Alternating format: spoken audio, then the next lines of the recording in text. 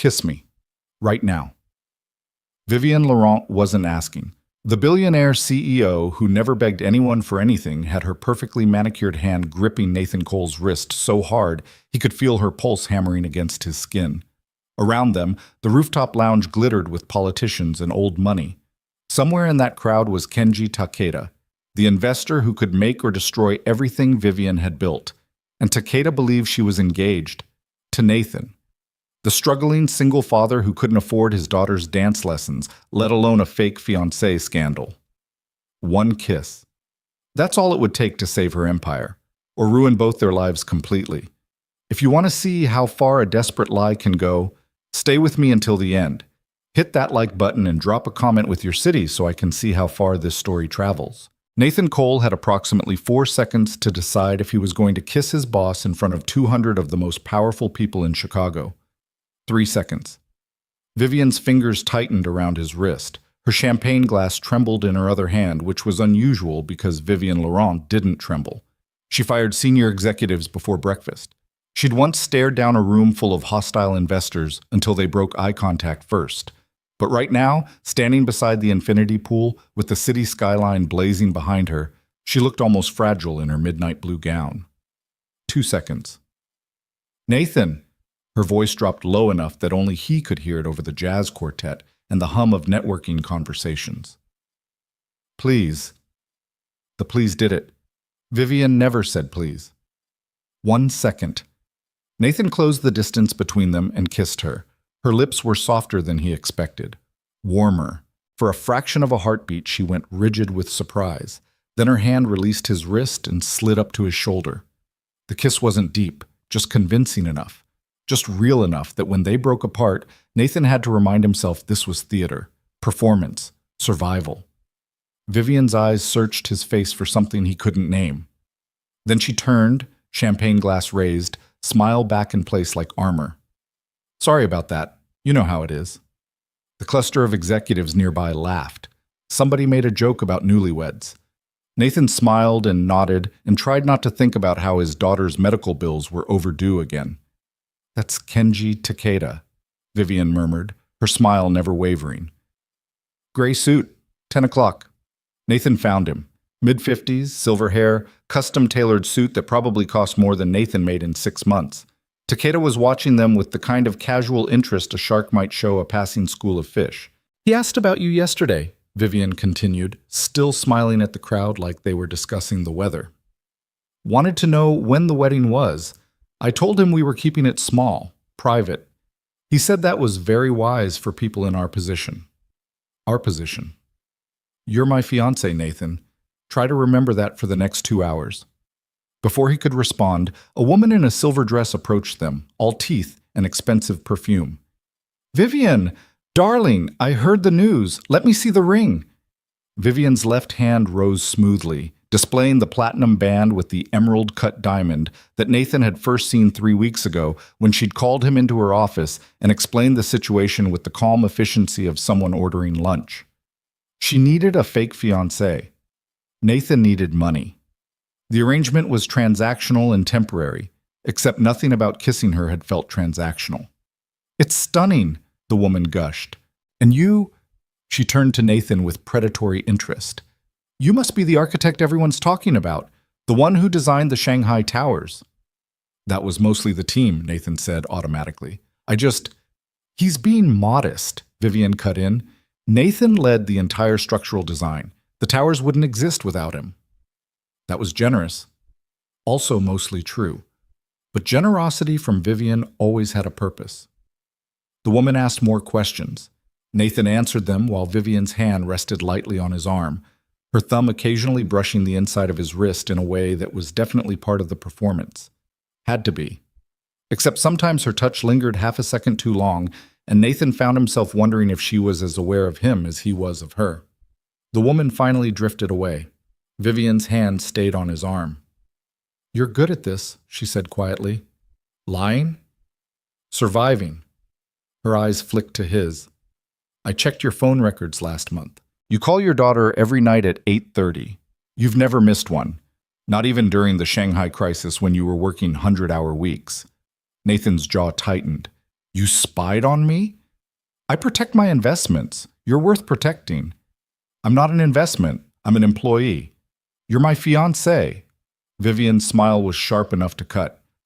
At least until this deal closes, then you can go back to hating me in private like everyone else. That wasn't fair. Nathan didn't hate her. He just didn't understand her. Vivienne Laurent, at 30 years old, had built a commercial real estate empire that made grown men nervous. She wore power like other women wore jewelry, but there were moments, rare, fleeting, when Nathan caught glimpses of something else beneath the CEO mask. Loneliness, maybe. Or exhaustion. I don't hate you, Nathan said. Vivian looked at him like he'd said something in a foreign language. Before she could respond, a familiar voice cut through the ambient noise. Well, well, the happy couple. Nathan turned. Victor Sterling stood 3 feet away, holding a scotch and wearing a smile that didn't reach his eyes. Sterling was 52, senior vice president of operations, and the kind of executive who treated subordinates like furniture. He'd been with the company since before Vivian took over, and he'd never quite forgiven her for inheriting what he thought should have been his. Victor, Vivian's voice could have frosted glass. Enjoying the party? Immensely. Sterling's gaze shifted to Nathan. Cole, congratulations on the engagement. I had no idea you were dating. We kept it quiet, Vivian said. Very quiet. I don't recall seeing you two together at any company functions, or anywhere else, for that matter. That's because you're not invited to our personal life, Vivian replied smoothly. Was there something you wanted, Victor, or are you just here to spread goodwill? Sterling swirled his scotch. I wanted to discuss the Aspen project. I've reviewed Cole's budget projections, and I have some concerns about the timeline. This isn't the time. I disagree. Takeda's considering a $100 million investment. If there are issues with the flagship project, he should know.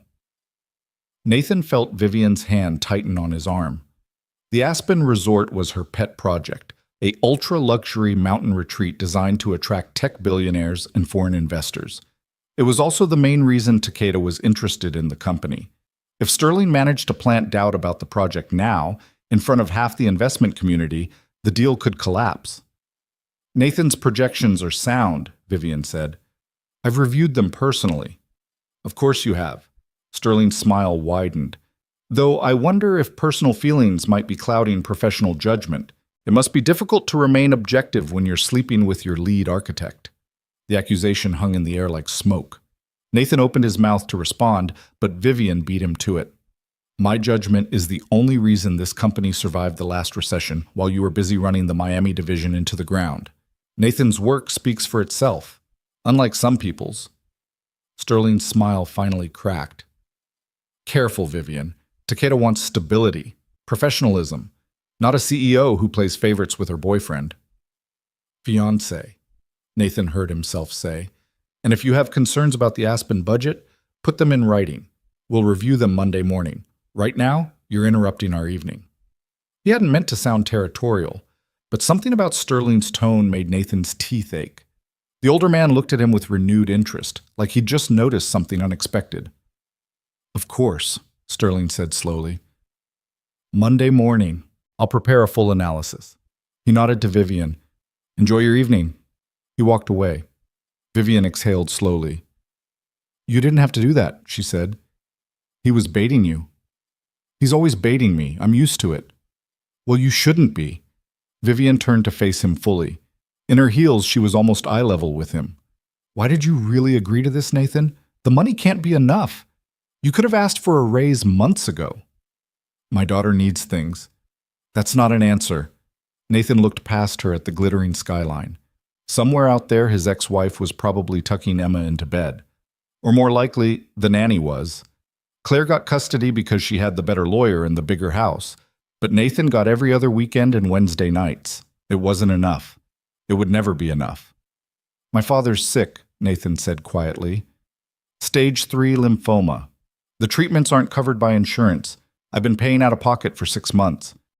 He felt rather than saw Vivian's reaction. A slight intake of breath. A shift in her posture. I didn't know, she said. I didn't tell anyone. It's not something I advertise. The money I'm paying you, Goes to his medical bills, yeah. Nathan forced himself to meet her eyes. So when you asked me to pretend to be engaged, I didn't exactly have the luxury of saying no. That's the real answer. For a long moment, Vivian didn't speak. Then she reached out and adjusted his tie, her fingers gentle against his collar. Your father's lucky to have you. Not lucky enough to have good genes. That's not what I meant.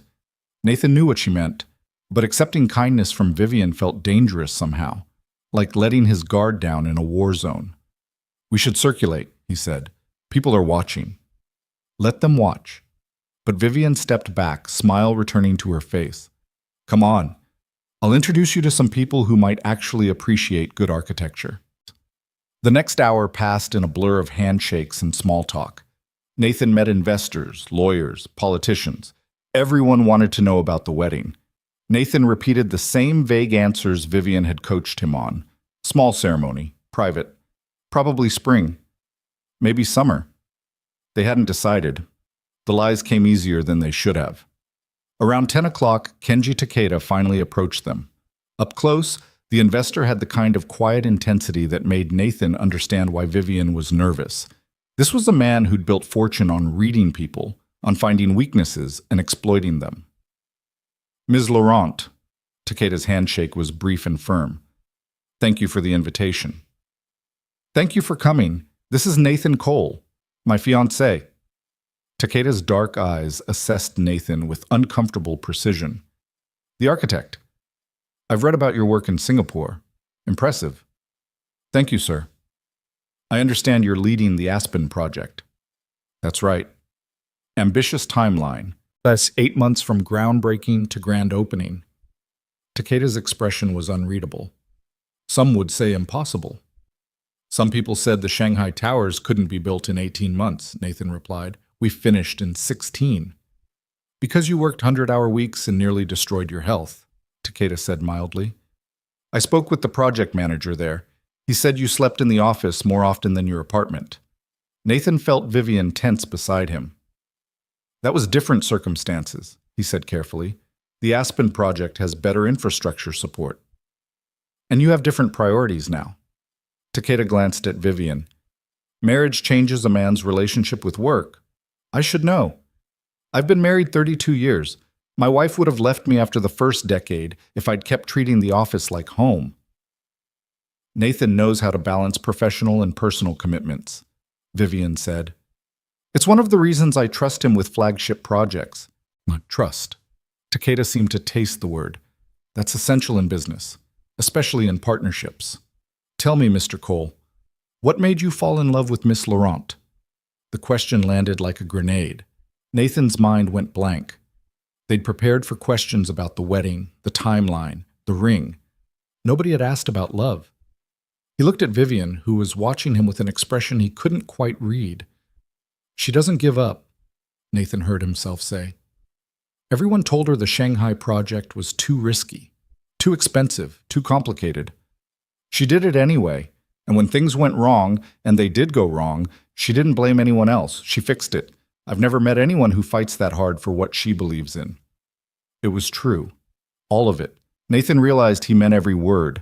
Takeda studied him for a moment longer. Then he nodded. My wife says the same thing about me, though she uses more colorful language. He turned to Vivian. I'll have my lawyers send the preliminary contracts Monday morning. I want to review the Aspen financials in detail, but I'm prepared to move forward. Vivian's smile was genuine this time. Thank you, Kenji. You won't regret this. I never do. Takeda shook both their hands again. Enjoy your evening. He walked away. Vivian released a breath she'd been holding. We did it, she said quietly. You did it. I just stood here. You told him I don't give up. Vivian's voice was soft, almost vulnerable. Did you mean that? Nathan looked at her, really looked at her. The woman who'd built an empire before most people figured out their careers, who worked 18-hour days and never complained, who'd asked him to kiss her in front of 200 strangers because the alternative was losing everything she'd fought for. Yeah, he said, I meant it. Something shifted in Vivian's expression. Before Nathan could identify it, his phone buzzed in his pocket. He pulled it out. Emma's name flashed on the screen. I need to take this, he said. Vivian nodded. Go ahead. Nathan stepped away from the noise, finding a quieter corner near the elevator banks. Hey, sweetheart. Daddy? Emma's voice was thick with tears. I can't sleep. Nathan's chest tightened. What's wrong, baby? Mommy's not home. The nanny says she had to work late, but she promised she'd read me a story tonight. She promised. Nathan closed his eyes. Claire was probably at some client dinner, charming investors over expensive wine, while their 8-year-old daughter cried herself to sleep. I know, Em. Sometimes grown-ups break promises. We don't mean to. Do you break promises? I try not to.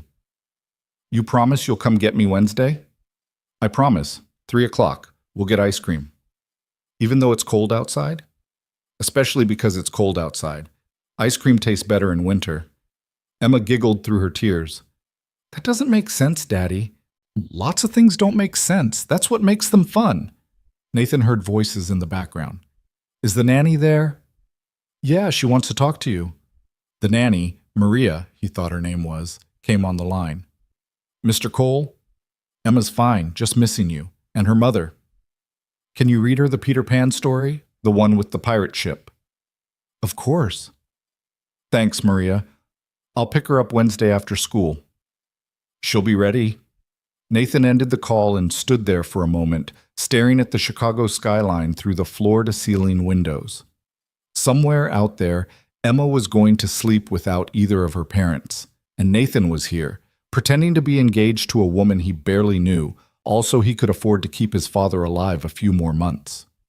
Is she okay? Nathan turned. Vivian stood a few feet away, holding 2 champagne glasses.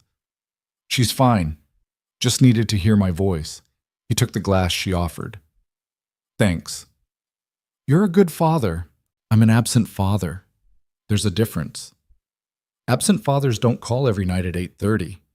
Vivian sipped her champagne. My father called me twice a year, birthday and Christmas, always exactly 5 minutes, like he was timing it. Nathan didn't know what to say to that. Vivian never talked about her family.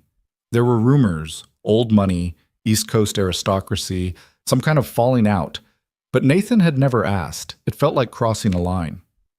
I should get going, he said. Early meeting tomorrow. The meeting's not until 10. I scheduled it myself.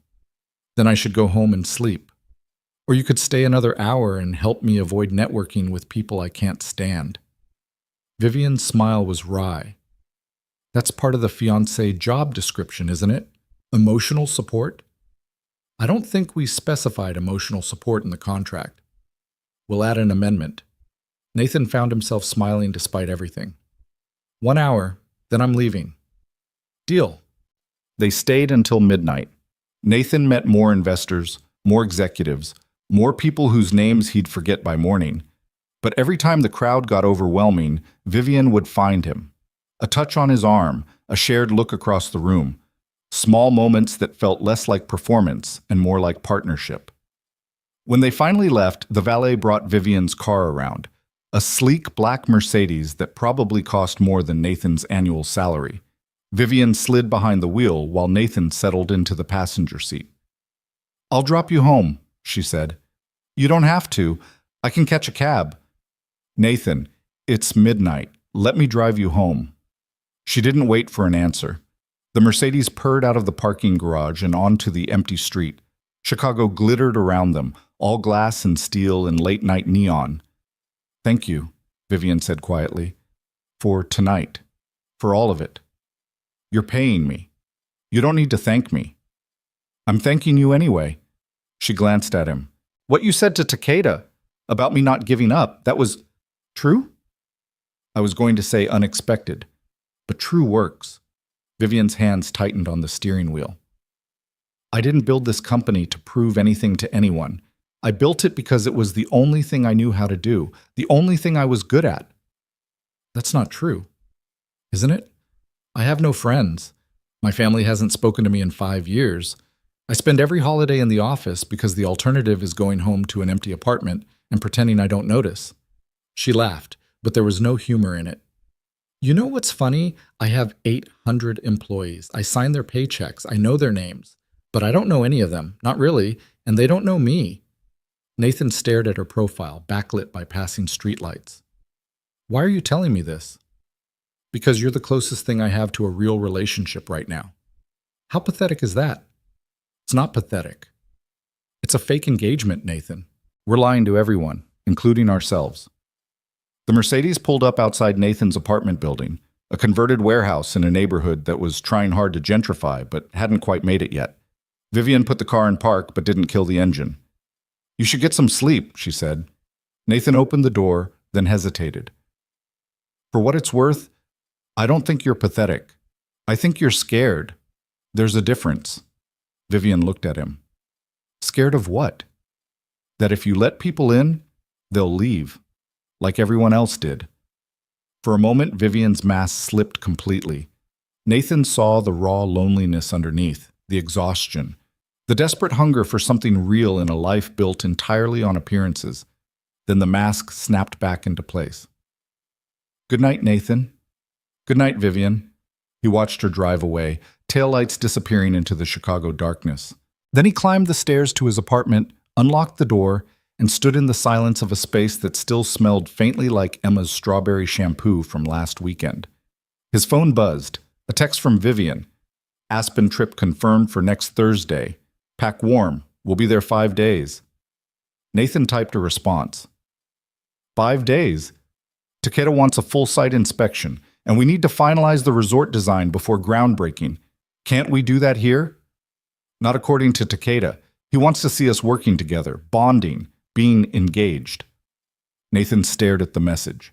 5 days in Aspen with Vivian, 5 days of pretending, 5 days of blurring the lines between performance and reality. Okay, he typed. I'll be ready. Vivian's response came immediately. Thank you for everything. Nathan set the phone down and walked to the window. Outside, Chicago spread out like a circuit board, all light and shadows and lives intersecting in ways they'd never understand. He thought about Emma crying because her mother broke a promise. He thought about his father in a hospital bed, fighting cancer with borrowed money.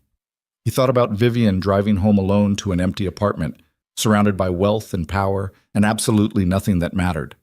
And he thought about kissing her on that rooftop, feeling her hand on his shoulder, the warmth of her lips, the way his heart had stuttered like it forgot how to beat. This was supposed to be temporary, transactional, a business arrangement between employer and employee. But standing there in the darkness of his apartment, Nathan had the sinking feeling that he'd already crossed a line he couldn't uncross. Somewhere in the machinery of their fake engagement, something real had started growing, something dangerous and complicated and absolutely terrifying. Nathan turned away from the window and went to bed, but sleep didn't come easy. And when it finally did, he dreamed of emerald-cut diamonds and midnight blue gowns, and a woman who fought for everything except herself. The flight to Aspen left Thursday morning at 6. Nathan arrived at the private terminal with a duffel bag and a travel mug of coffee that had gone cold somewhere between his apartment and the airport. Vivian was already there, standing beside a gleaming corporate jet, talking on her phone in rapid-fire Mandarin. She wore dark jeans, a cashmere sweater, and aviator sunglasses that probably cost more than Nathan's rent. She ended the call when she saw him. You're late. I'm 10 minutes early. I've been here 30 minutes. That makes you late. But there was no heat in it. Vivian looked tired, the kind of exhaustion that sleeping didn't fix. Come on, we need to be wheels up in 20. The jet's interior was exactly what Nathan expected. Cream leather seats, polished wood accents, a fully stocked bar. He'd flown private twice before, both times for company business, and it still felt surreal, like he was playing dress-up in someone else's life. Vivian settled into a seat across from him and immediately opened her laptop. Nathan pulled out his tablet and the preliminary resort sketches. For the first hour, neither of them spoke. Just the hum of the engines and the clicking of Vivian's keyboard. Somewhere over Nebraska, she finally looked up. We need to talk about Victor Sterling. Nathan set down his tablet. What about him? He's been asking questions about us, about the timeline of our relationship. Vivian's jaw tightened. He requested access to the Aspen project budget yesterday. Full transparency, all expense reports. That's standard for senior executives. Not when they're fishing for ammunition. Sterling wants to prove you're incompetent, or that I'm showing favoritism, or both. She closed her laptop. I approved the request. If I'd said no, it would have looked like we had something to hide. We do have something to hide. Not in the budget. Your numbers are clean. I've checked them 3 times. Nathan studied her face. You think he's going to find something anyway? I think Sterling's been looking for a way to take me down since the day I became CEO, and now I've handed him the perfect weapon. A fake engagement, a subordinate I'm supposedly sleeping with, a flagship project with an aggressive timeline. Vivian's voice went flat. He just needs one mistake, one invoice that doesn't add up, one subcontractor who didn't get paid on time. There won't be any mistakes. You can't promise that. Watch me. Vivian looked at him for a long moment. Then something shifted in her expression. Not quite a smile, but close. You're either very confident or very naive. Can't I be both? Not in this industry. But the tension in her shoulders eased slightly. How's your daughter? The subject change caught Nathan off guard. She's good. Excited about her dance recital next month. You never talk about your ex-wife. That's because there's nothing to talk about. Everyone has something to talk about when it comes to their ex. Nathan picked up his coffee mug, remembered it was cold, and set it back down. Claire and I got married too young. We wanted different things. She got the house and custody. I got every other weekend and a legal bill that'll take me 5 years to pay off. End of story. That's the abbreviated version. It's the only version that matters. Vivian was quiet for a moment. Then she said, My parents wanted me to marry a venture capitalist named Robert Hartford III. Old money, Princeton legacy. The kind of man who wears boat shoes unironically. She paused. I was 23, he was 41. They'd arranged the whole thing like a corporate merger. Nathan stared at her. What did you do? I told them I'd rather burn every trust fund to the ground than marry someone I didn't choose. My mother said I was being dramatic. My father said I was being ungrateful. Robert said I was being a difficult woman who needed to learn her place. Vivian's smile was sharp and cold. So I took the settlement money I'd inherited from my grandmother, started my own company, and haven't spoken to any of them since. That was 7 years ago. Do you regret it? Every single day. And not once. Vivian shook her head. That probably doesn't make sense. It makes perfect sense. They held eye contact for a beat too long. Then Vivian looked away, opening her laptop again. We should review the presentation for Takeda. He'll want detailed projections. They spent the rest of the flight working. By the time the jet touched down in Aspen, Nathan had a headache from staring at spreadsheets, and Vivian had fielded at least a dozen phone calls. A black SUV was waiting on the tarmac. The driver loaded their bags while Vivian checked her phone one more time. Takeda's meeting us at the site tomorrow morning, 9 sharp. Tonight we're having dinner with the local planning committee. More networking? More pretending we're a stable, committed couple who won't abandon the project halfway through construction. Vivian slid into the SUV. Welcome to Aspen. The drive from the airport was postcard perfect. Snow-covered peaks, evergreen forests, luxury lodges nestled into the mountainside.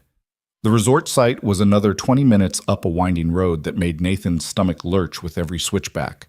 When they finally arrived, he understood why Takeda was interested.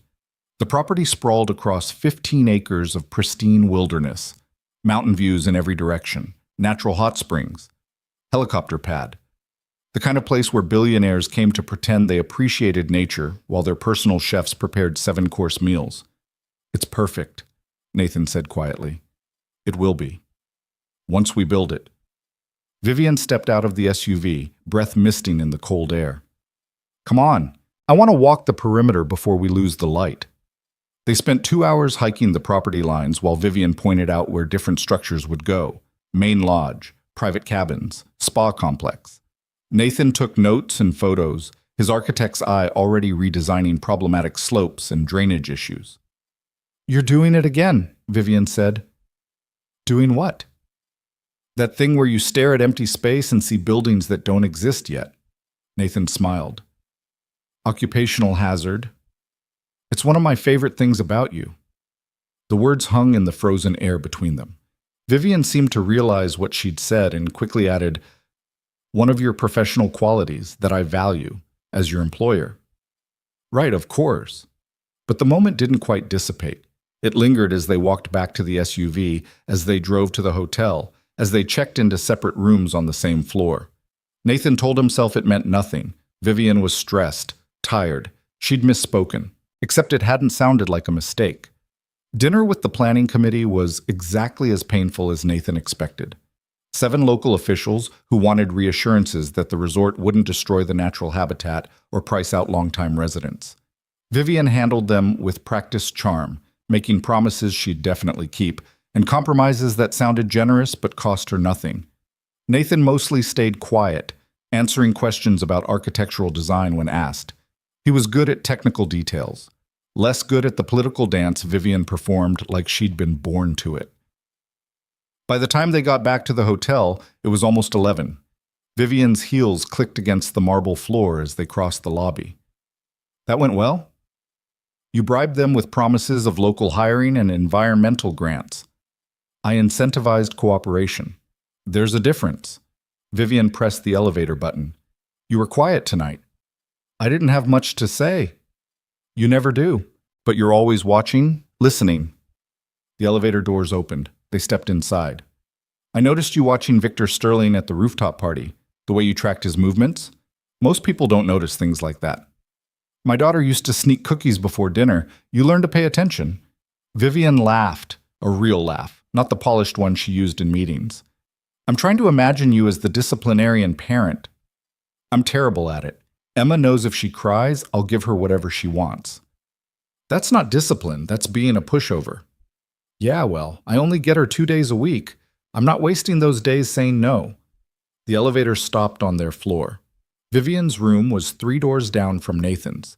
She pulled out her keycard, then paused. "Do you want to come in? We should finalize tomorrow's presentation." It was a reasonable request. Professional, logical. Nathan should have said yes.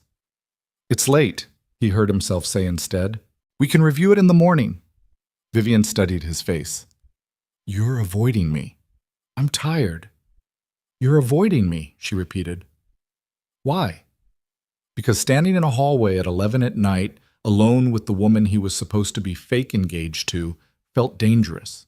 Because every conversation they had blurred the lines a little more. Because Nathan was starting to forget where the performance ended and reality began. "I'm not avoiding you," he lied. Liar. But Vivian didn't sound angry, just resigned. "Good night, Nathan." "Good night." He watched her disappear into her room.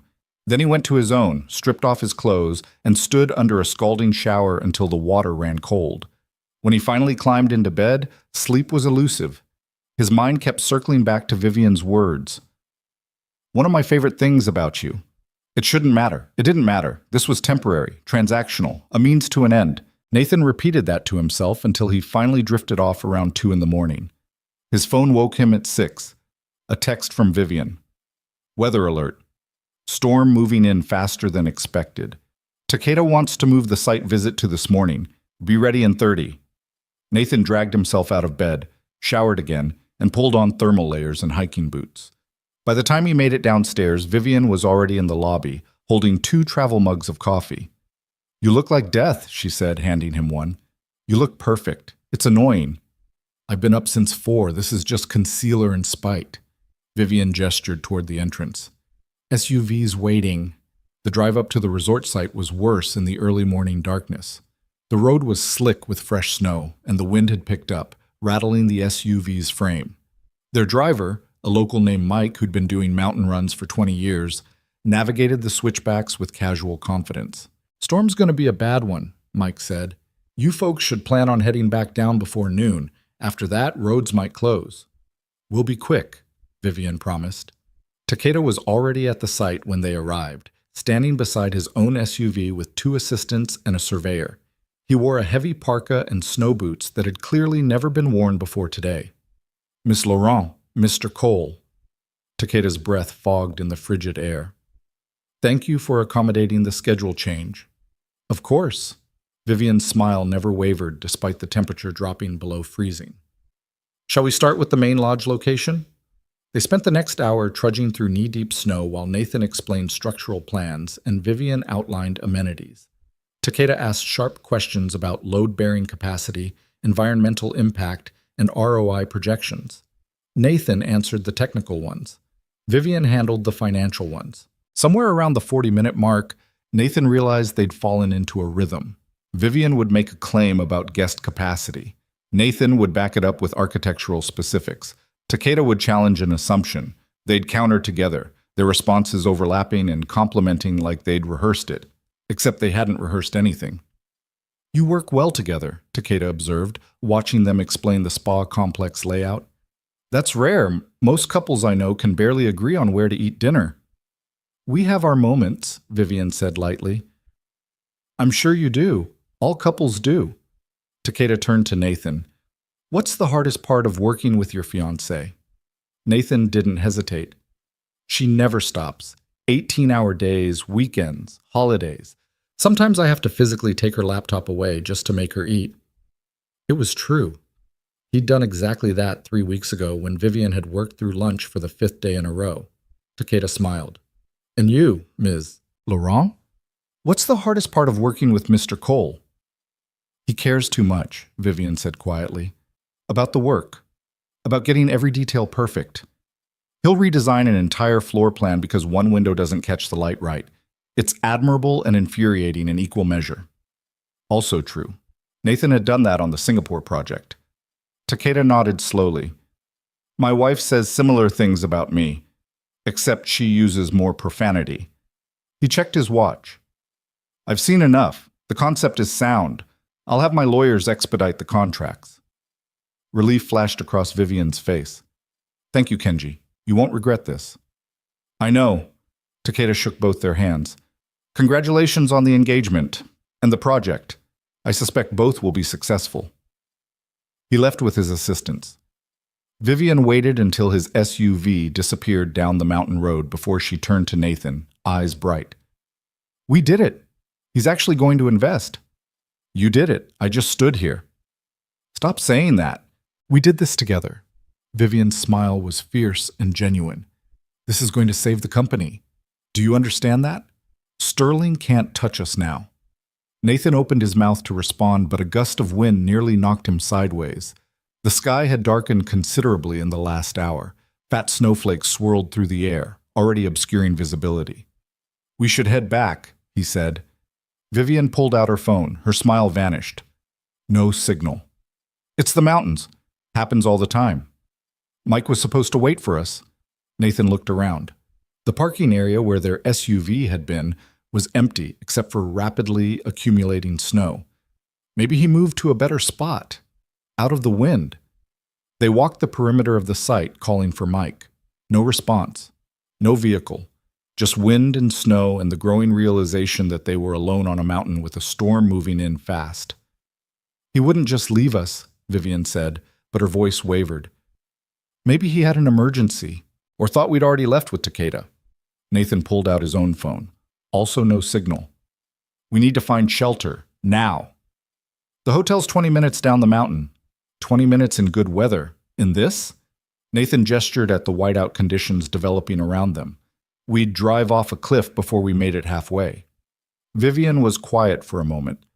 Then she said, There's a cabin, about half a mile east. The property manager mentioned it during the planning meeting. Old caretaker's place from when this was private land. Can you find it in this? I have to. Because the alternative is freezing to death in a luxury resort that doesn't exist yet. They started walking. Within minutes, Nathan couldn't feel his face. The wind cut through his thermal layers like they were tissue paper. Snow filled his boots, melted, soaked his socks. Vivian walked beside him, head down, shoulders hunched against the storm. There, she shouted over the wind, pointing. The cabin materialized out of the snow like a mirage. Small, weathered, but structurally intact. Nathan tried the door. Locked. He stepped back and kicked it hard, right next to the handle. The old wood splintered. Second kick, the door swung open. Inside was dark and freezing, but at least it blocked the wind. Nathan pulled out his phone and turned on the flashlight. The cabin was basic. One room, stone fireplace, ancient furniture covered in dust. No electricity, no running water, but there was a stack of firewood beside the hearth and an old metal box that, miraculously, contained matches and fire starter. "Check the corners for animals," Nathan said. "I'll get the fire going." Vivian swept the flashlight around the space. Clear. Just us and about a decade's worth of dust. Nathan knelt by the fireplace and started arranging kindling. His hand shook from cold, making it difficult to strike the match. On the third try, it caught. He nursed the flame carefully, adding larger pieces of wood once it stabilized. Smoke filled the cabin before Nathan remembered to open the flue. He coughed, eyes watering, fumbling with the damper until the smoke cleared and the fire began drawing properly. "You have any experience with this?" Vivian asked, crouching beside him. "My dad used to take me camping when I was a kid, before he got sick." Nathan added another log. "You?" "The closest I've come to camping is staying at a resort without room service. Despite everything, the cold, the danger, the absolute disaster this had become, Nathan laughed. "Of course it is. Don't judge me. I can order room service in 4 languages. Incredibly useful in a survival situation. I also have a satellite phone in my purse." Nathan's head snapped up. "What?" Vivian pulled a sleek device from her designer bag. "Company policy. All executives carry them for emergencies." She powered it on, waited, then frowned. "Battery's dead. I forgot to charge it." "Of course you did. I've been a little busy preparing for the most important business deal of my career. Forgive me for not triple-checking my emergency equipment." Nathan sat back on his heels. "Do you have a charger?" "In my hotel room, next to my other phone charger. And my laptop charger. I have a whole drawer of chargers." "Very helpful, really. I don't hear you contributing solutions." "My solution was not getting stranded on a mountain in a blizzard." "Oh, I'm sorry. I didn't realize you controlled the weather." They glared at each other. Then simultaneously they both started laughing. It was absurd. All of it. The fake engagement, the billion-dollar deal, the fact that they were now trapped in a cabin that probably hadn't seen human occupation since the previous century. "We're going to die up here," Vivian said, still laughing. "Probably. And Sterling's going to give my eulogy. He'll make it about himself somehow. He'll definitely make it about himself." Vivian wiped her eyes. "At least the fire's warm." It was. Nathan moved closer, holding his hands out to the flames. Vivian did the same. Their shoulders touched. Neither of them moved away. "How long do you think we're stuck here?" Vivian asked quietly. "Storm like this? Could be a few hours. Could be overnight." Nathan checked his phone again. Still no signal. "Mike will tell someone we're missing. Search and rescue will come looking once the weather clears. So we just wait. We just wait." Vivian pulled her knees to her chest, wrapping her arms around them. She looked smaller suddenly. Younger. Less like a billionaire CEO and more like someone who'd made a mistake and didn't know how to fix it. "I'm sorry," she said. "For what?" "For dragging you into this. All of it. The fake engagement, the lies, this whole mess." Vivian stared into the fire. "You should have said no when I asked. Any sane person would have said no. I needed the money. There are other ways to make money. Ways that don't involve pretending to love someone you barely know." Nathan was quiet for a moment. Then he said, "What makes you think I'm pretending?" Vivian's head turned sharply. "What?" "Nothing. Forget it." Nathan stood abruptly. "I'm going to check if there's anything useful in here. Blankets, food, anything." He moved away before Vivian could respond, searching through dusty cabinets and old storage trunks. He found moth-eaten blankets that smelled like mildew, a few cans of soup that had probably expired during the previous decade, and an old Coleman lantern with just enough fuel to last maybe 2 hours. "Found some blankets," he called out. "They're disgusting, but they'll keep us from freezing." "Bring them here." Nathan carried the blankets to the fireplace. Vivian had already spread one on the floor close to the flames. They sat down together, wrapping the second blanket around both of them. It forced them close, shoulders pressed together, thighs touching, sharing body heat. "This is cozy," Vivian said dryly. "This is survival." "Right, survival." But she didn't move away. They sat in silence, watching the fire. Outside, the wind howled. Snow piled against the windows. The cabin creaked and settled around them like something alive. "Tell me about your daughter," Vivian said eventually. "Why?" "Because we're stuck here and I'm curious. And because you never talk about her except to say she exists." Nathan leaned his head back against the wall. "Emma's 8. She loves dance and hates math. She wants a dog, but her mother says no because dogs shed. She thinks I'm the greatest person in the world, which is objectively incorrect, but I'm not going to argue with her." "Why does your ex-wife have custody?" "Because she has a bigger house, a better lawyer, a career that doesn't require 80-hour weeks." Nathan's voice went flat. "Because the judge decided a stable home environment mattered more than which parent actually showed up to school plays." "That's not fair." "Life's not fair. You of all people should know that." Vivian was quiet. Then she said, "My mother used to tell me that successful women can't have families, that we have to choose. Career or children, power or love, never both." She pulled the blanket tighter. "I used to think she was just bitter. Now I think she was right." "She was wrong." "How would you know?" "Because you're 30 years old, you haven't even tried yet." "I don't want to try. I don't want marriage or kids or any of it. I built my company because it's the only thing that can't leave me." Nathan turned to look at her. "Is that what you tell yourself? Or is that what you're afraid to admit isn't true?" Vivian's jaw tightened. "You don't know me well enough to make assumptions about what I want." "Then tell me, what do you want?" "I want Sterling to stop trying to destroy me. I want Takeda's investment to close. I want this resort built on time and under budget. I want—" She stopped abruptly. "What?" "Nothing. Vivian, I want to stop feeling like I'm performing all the time, like every word I say is being recorded and analyzed for weaknesses, like one wrong move will make everything I've built collapse." Her voice cracked slightly. "I want one person in my life who sees me as something other than a target or a transaction." Nathan didn't think. He just acted.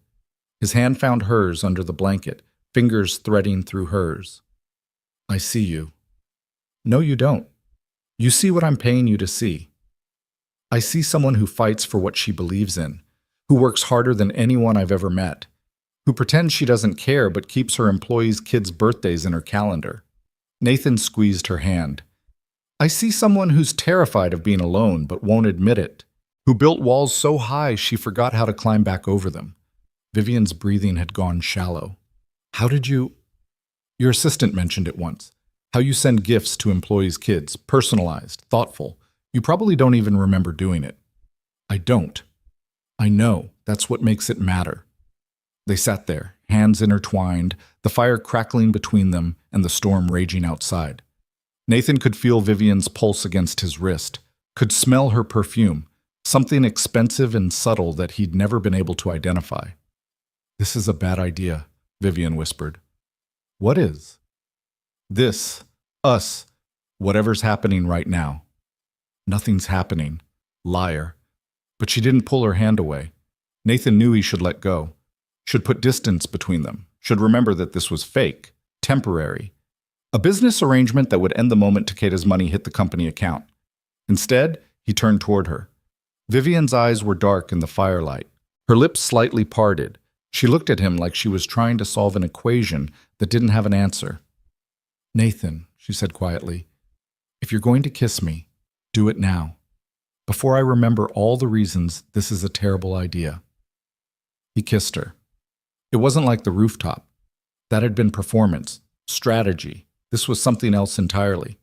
Vivian's free hand came up to his face, fingers sliding into his hair. Nathan pulled her closer, the blanket falling away, forgotten. She tasted like coffee and chapstick, and something he couldn't name but knew he'd been missing his entire life. When they finally broke apart, both breathing hard, Vivian rested her forehead against his.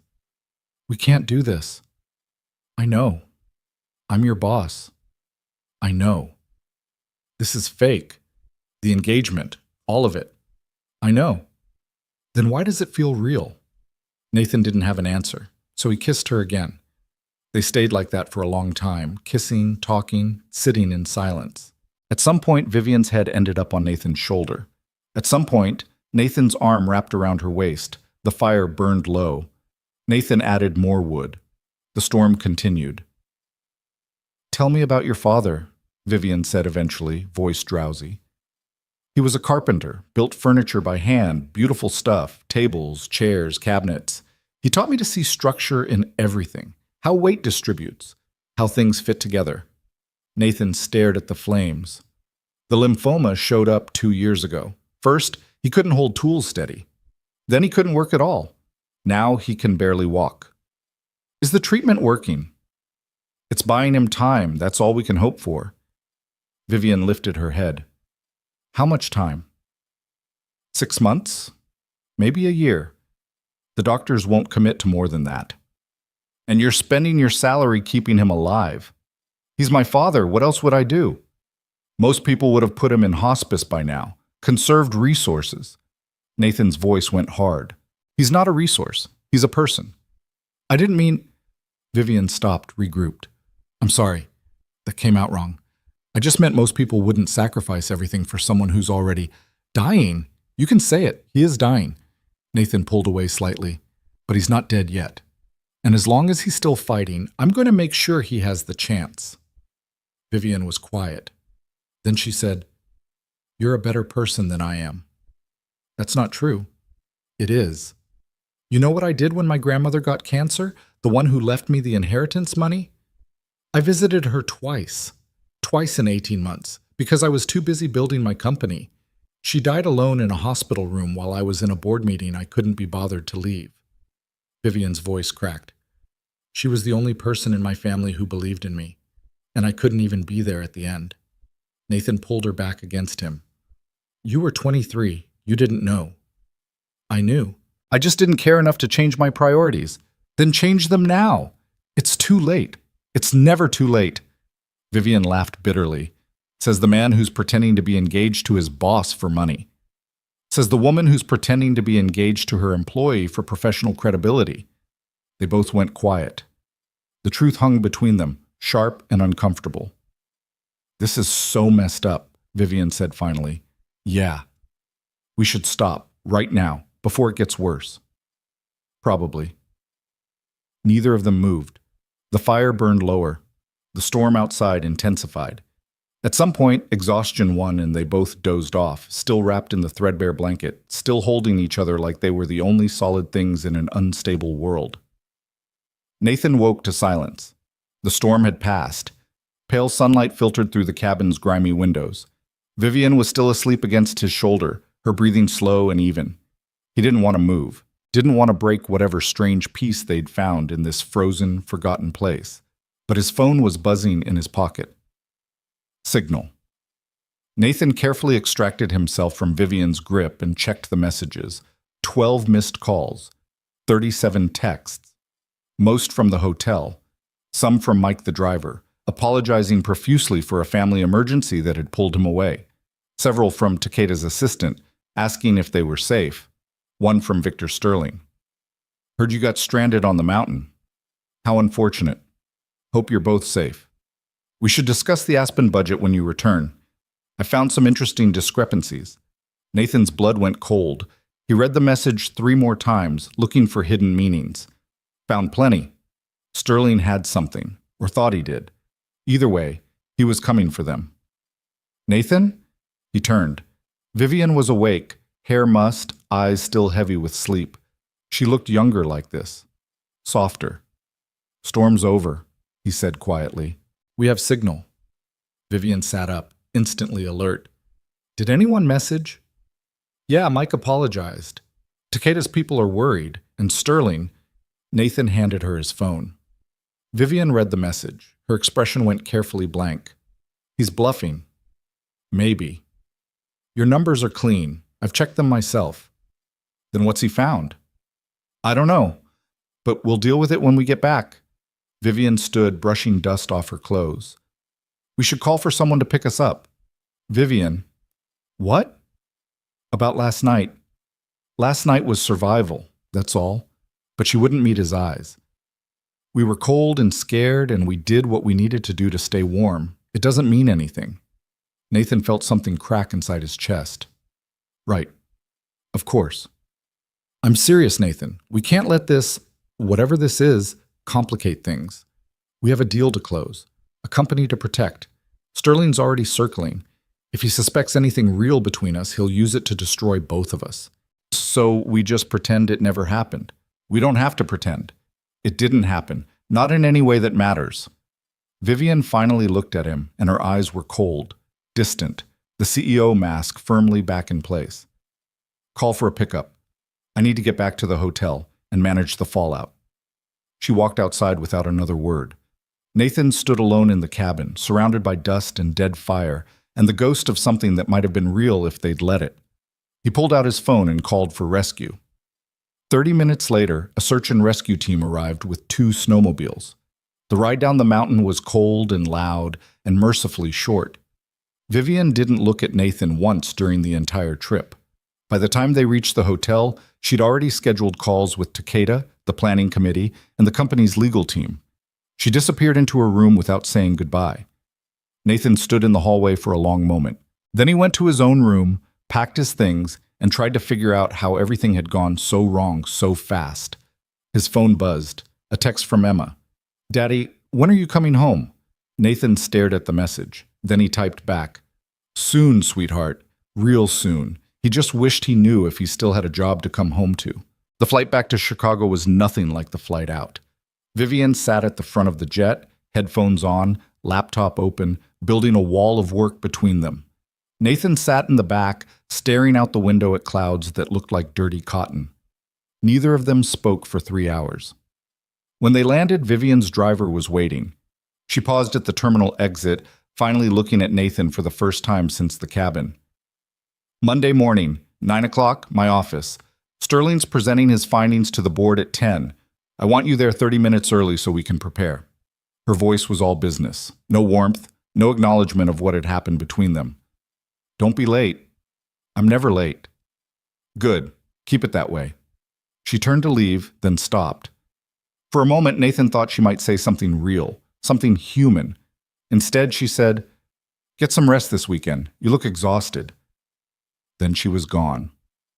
Nathan caught a cab back to his apartment. It was Friday evening, which meant he had Emma for the weekend. Claire was supposed to drop her off at 6. He had 90 minutes to shower, change, and pretend his entire life wasn't falling apart. He made it with 10 minutes to spare. When the doorbell rang, Nathan opened it expecting Emma's bright smile. Instead, Claire stood alone in the hallway, wearing her court outfit, the one she saved for custody hearings and client meetings where she needed to intimidate someone. "Where's Emma?" Nathan asked. "Dance practice ran late. I'll bring her by around 8. Claire's eyes swept over him with clinical assessment. "You look terrible." "Thanks. That's exactly what I needed to hear." "I'm serious, Nathan. When's the last time you slept or ate something that wasn't takeout?" "I've been in Aspen, working." "Right, the big resort project." Claire's expression was unreadable. "I saw the announcement. Your boss is engaged. To you, apparently." Nathan's stomach dropped. "What?" "It's all over the business section. Vivian Laurent and her lead architect engaged and working together on the Aspen luxury resort. There's even a photo from that rooftop party. You two look very convincing. Claire, I don't care who you're dating, Nathan, or fake dating, or whatever this is." But her voice suggested otherwise. "I care that our daughter is going to see these articles. She's going to have questions, and you need to have answers that don't confuse her about what's real and what's pretend." Nathan leaned against the doorframe. "It's complicated." "It always is with you." Claire sighed. "Look, I didn't come here to fight. I came to tell you that Emma's been asking about your father. She wants to visit him." "No." "Nathan," I said no. "He's in the hospital half the time. The treatments make him sick. I'm not letting her see him like that." "She's 8 years old. She deserves to say goodbye while she still can." The words hit like a physical blow. Nathan's hands clenched into fists. "He's not dying yet." "Yes, he is. And you pretending otherwise doesn't help anyone. Especially not Emma." Claire's voice softened slightly. "She asked me last week if Grandpa was going to heaven soon. I didn't know what to tell her because you won't talk to me about any of this." Because there's nothing to talk about. He's fighting. The treatments are working. We have time. You're lying to yourself. Get out. Nathan, get out of my apartment, Claire. Bring Emma at 8 like you said. But this conversation is over. Claire studied him for a long moment. Then she shook her head. You're going to crash? And when you do, I hope someone's there to catch you, because I can't be that person anymore. She left. Nathan stood in the empty doorway, breathing hard, trying to remember when his life had become a series of conversations he couldn't win. His phone buzzed. A text from an unknown number. This is Kenji Takeda. I wanted to reach out personally to congratulate you and Miss Laurent on your engagement. I'm looking forward to working with you both. The contracts will be finalized Monday afternoon. Nathan stared at the message. Monday afternoon. The same day Sterling was presenting his findings. The same day everything could collapse. He typed back a response. Thank you, Mr. Takeda. We're looking forward to the partnership. Professional, polite, completely hollow. Nathan set the phone down and walked to his bathroom. The mirror showed a stranger. Hollow eyes, 3 days of stubble, skin that looked like it had forgotten what sunlight was. Claire was right. He looked terrible. He looked like a man who was drowning and too proud to ask for help. Emma arrived at 8:15, bursting through the door with her dance bag and a story about her friend Madison's birthday party. Nathan listened and nodded and made all the right sounds while his mind circled endlessly around Sterling's message. Interesting discrepancies. What had he found? Nathan had reviewed every invoice, every expense report, every contractor payment. The numbers were clean. They had to be clean because Nathan had checked them obsessively for months, unless someone had changed them. The thought hit Nathan like cold water. Sterling had requested full access to the Aspen budget, which meant he had the ability to modify records, to plant evidence, to create discrepancies that didn't exist before. Nathan's phone was in his hand before he consciously decided to pick it up. He pulled up his personal backup of the budget files, the ones he kept on his laptop, separate from the company servers, started comparing them line by line to the official versions on the cloud. Daddy, are you listening? Nathan looked up. Emma was staring at him with those big brown eyes that could see right through any lie he tried to tell. Sorry, sweetheart. What did you say? I said Madison's having a sleepover next month and her mom said I could come if you say it's okay. We'll talk to your mom about it. She already said yes, but she said you'd probably say no because you worry too much. I don't worry too much. Emma gave him a look that was pure Claire. You worry all the time, Daddy. About money and work and Grandpa and everything? Nathan set his phone down. Come here. Emma climbed onto the couch beside him. Nathan wrapped his arm around her small shoulders and tried to remember when she'd gotten so perceptive, when she'd stopped being his little girl and started becoming a person who noticed things. You're right, he said quietly. I do worry a lot, but that's because I love you, and I want to make sure you're safe and happy. I am happy, except when you're sad. I'm not sad. Yes, you are. You get this look, like you're thinking about something far away that makes you hurt inside. Emma leaned against him. Is it because of Grandpa? Nathan's throat tightened. Yeah, it's because of Grandpa. Mom says he's really sick. He is. Is he going to die? There it was. The question Nathan had been avoiding for 6 months. He could lie. Could tell Emma that everything was going to be fine, that Grandpa would get better and they'd go fishing again like they used to before the cancer. But Emma deserved better than comfortable lies. I don't know, sweetheart. The doctors are trying really hard to help him, but sometimes, even when everyone tries their best, people still get sicker instead of better. That's not fair. No, it's not.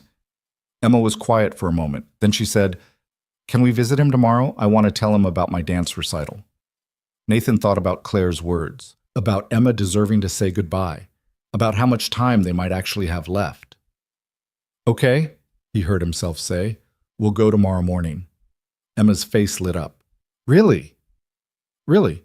But Em, you need to understand, Grandpa might not look like himself. The medicine makes him tired and thin, and sometimes he doesn't remember things very well. That's okay. I'll just tell him the same stories over and over until he remembers. Nathan pulled her closer. When did you get so smart? I've always been smart. You just weren't paying attention. She wasn't wrong. They spent the rest of the evening watching movies and eating pizza that Emma insisted on ordering with pineapple despite Nathan's protests.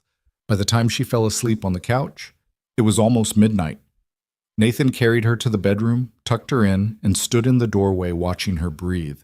This was what mattered, not billion-dollar deals or fake engagements or corporate politics. Just this. His daughter, safe and loved and dreaming about dance recitals and birthday parties. Everything else was noise. Nathan went back to his laptop and resumed comparing budget files. It took him 3 hours, but he finally found it. A single invoice for electrical work, dated 2 weeks ago. In his personal backup, the amount was $18,000. In the company system, it showed $50,000. Someone had inflated the invoice by $32,000. And since Nathan had signed off on the original amount, it looked like he'd either approved the inflated cost or pocketed the difference himself. Nathan's hands started shaking. This wasn't a discrepancy. This was a frame job, and it was elegant enough that most people wouldn't catch it unless they knew exactly where to look. He checked the timestamp on the file modification. Last Tuesday. The same day Sterling had requested budget access. Nathan pulled out his phone and called Vivian. It went to voicemail. He tried again. Same result. He typed out a text explaining what he'd found, then deleted it. Too much information to trust to a text message that could be screenshotted and used against them. Instead, he wrote, "We need to talk, tonight. It's urgent." The response came 5 minutes later. "Can't. I'm in meetings until late. Whatever it is can wait until Monday." "It can't wait." "Then send me a summary and I'll review it." Nathan stared at the screen. Vivian was shutting him out, building walls, pretending the cabin had never happened and they were nothing more than employer and employee with a fake engagement to maintain. He typed, "Someone altered the Aspen budget, made it look like I stole money. Sterling's going to use it to destroy both of us." 3 dots appeared, disappeared, appeared again. Finally, "How much? 50,000. From an electrical invoice. Can you prove the alteration? I have the original files, time-stamped backups." Another long pause, then, "Send them to my personal email, not the company server. And don't tell anyone else about this." "What are you going to do?" "My job. Protecting the company." "A beat. And you?" Nathan sent the files. Then he sat in his dark apartment, listening to Emma's soft breathing from the bedroom, and tried not to think about how spectacularly this was going to blow up in their faces. Saturday morning came too fast. Nathan took Emma to the hospital at 10 after she'd insisted on bringing Grandpa a drawing she'd made of the two of them fishing. His father was in a private room on the 4th floor, hooked up to machines that beeped rhythmically. He looked worse than Nathan remembered, thinner, grayer, like the cancer was eating him from the inside out. But when Emma burst into the room, his face transformed. "There's my girl," he said, voice rough from disuse. "Come here and give your old grandpa a hug." Emma climbed carefully onto the bed, mindful of the IV lines. "I made you a picture."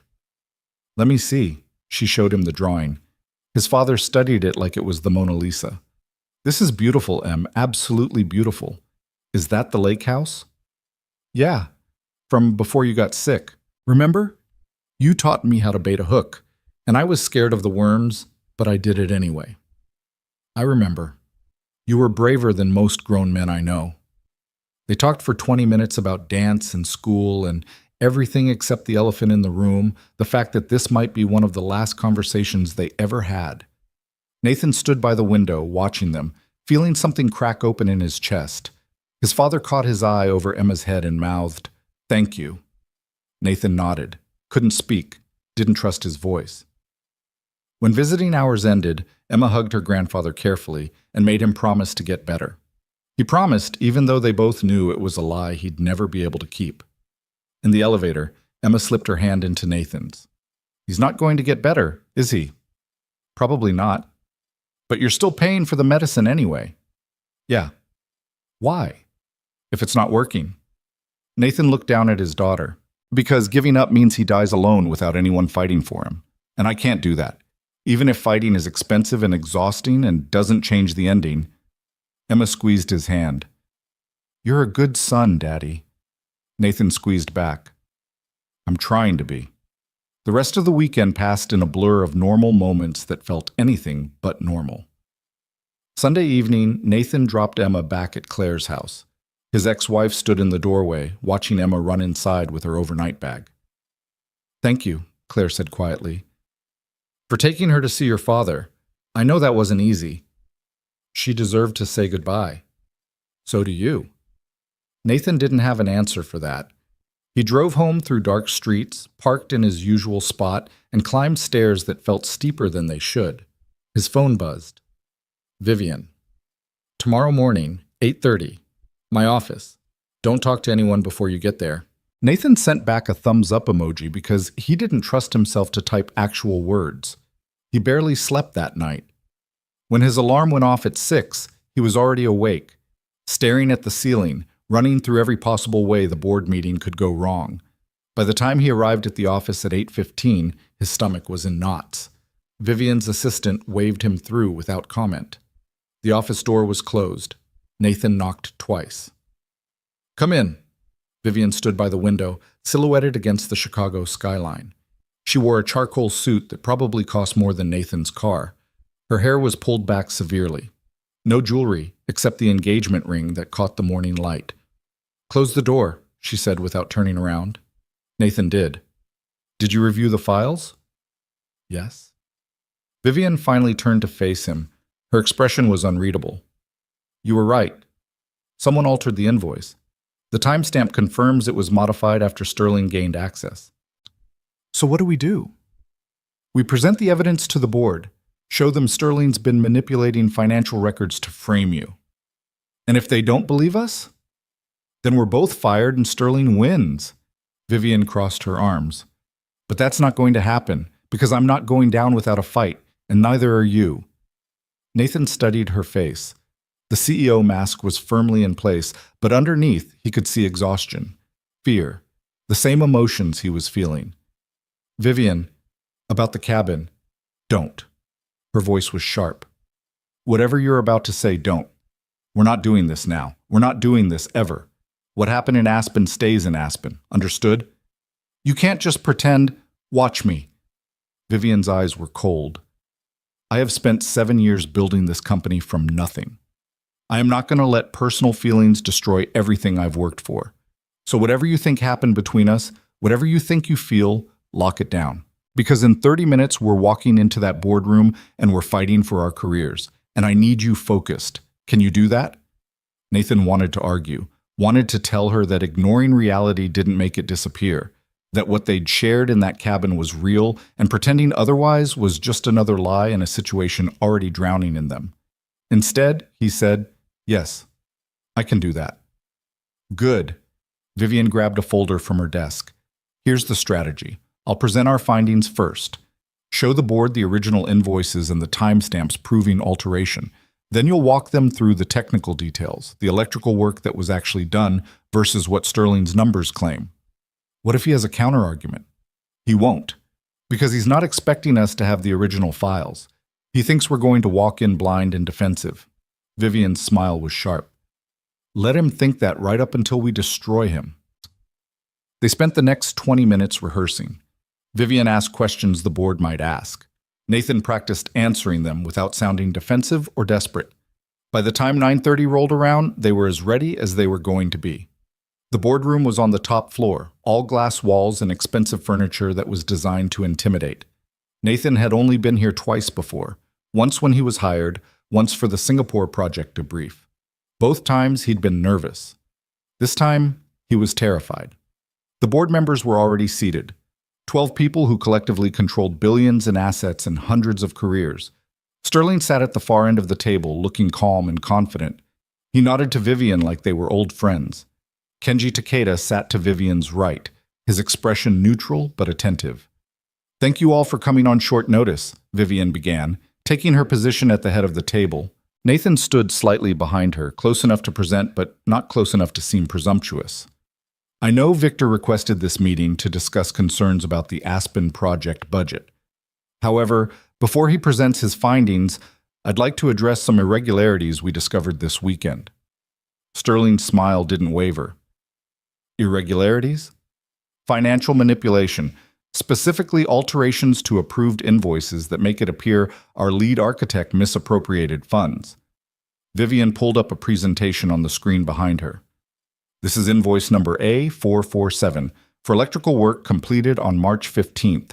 The original amount, approved by Nathan Cole and countersigned by our accounting department, was $18,000. The invoice appeared on screen.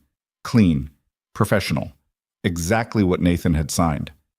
However, Vivian continued, when Victor requested budget access last Tuesday, this same invoice was modified. The amount was changed to $50,000. The modification timestamp is clearly visible in the file metadata. The altered invoice appeared beside the original. Even from across the room, Nathan could see the difference. Sterling leaned forward. This is an interesting accusation, Vivian. Do you have proof the modification came from my access? The server logs show the file was accessed from your account at 2:15 p.m. last Tuesday. The modification was completed at 2:17 p.m. 2 minutes. Vivian's voice was ice cold. Would you like to explain why you were altering financial records? The room went silent. Every board member was staring at Sterling. His smile had finally cracked. I was reviewing the budget, Sterling said carefully, as requested. If there were errors in the system, that's an IT issue, not a conspiracy. Then explain this. Vivian pulled up another slide. Invoice A-512. Original amount, $12,000. Modified amount, $38,000. Timestamp, last Tuesday, 3:05 p.m. Your account. Another slide. Invoice A603. Original, $22,000. Modified, $49,000. Same day, same account. Vivian let the evidence hang in the air. In total, Victor's account modified 7 invoices over a 3-hour period last Tuesday. The cumulative difference between original and modified amounts is exactly $50,000, which happens to be the exact figure you mentioned in your message to Nathan about interesting discrepancies. Sterling's face had gone pale. This is circumstantial. Anyone could have accessed my account. Not without your password, which, according to IT policy, only you possess. Vivian turned to the board. Victor Sterling has been systematically manipulating financial records to frame Nathan Cole for embezzlement. The goal was to discredit both Nathan and myself, thereby undermining the Aspen project and potentially derailing Kenji Takeda's investment. Takeda's expression was still neutral, but his eyes had gone sharp, calculating. This is insane, Sterling said, standing abruptly. Vivian is making wild accusations to cover for her boyfriend's financial incompetence. Fiancé, Nathan heard himself say. And my financial competence speaks for itself. Every invoice I approved was for work actually completed. I have contractor confirmations, site inspection reports, and photographic evidence for every dollar spent.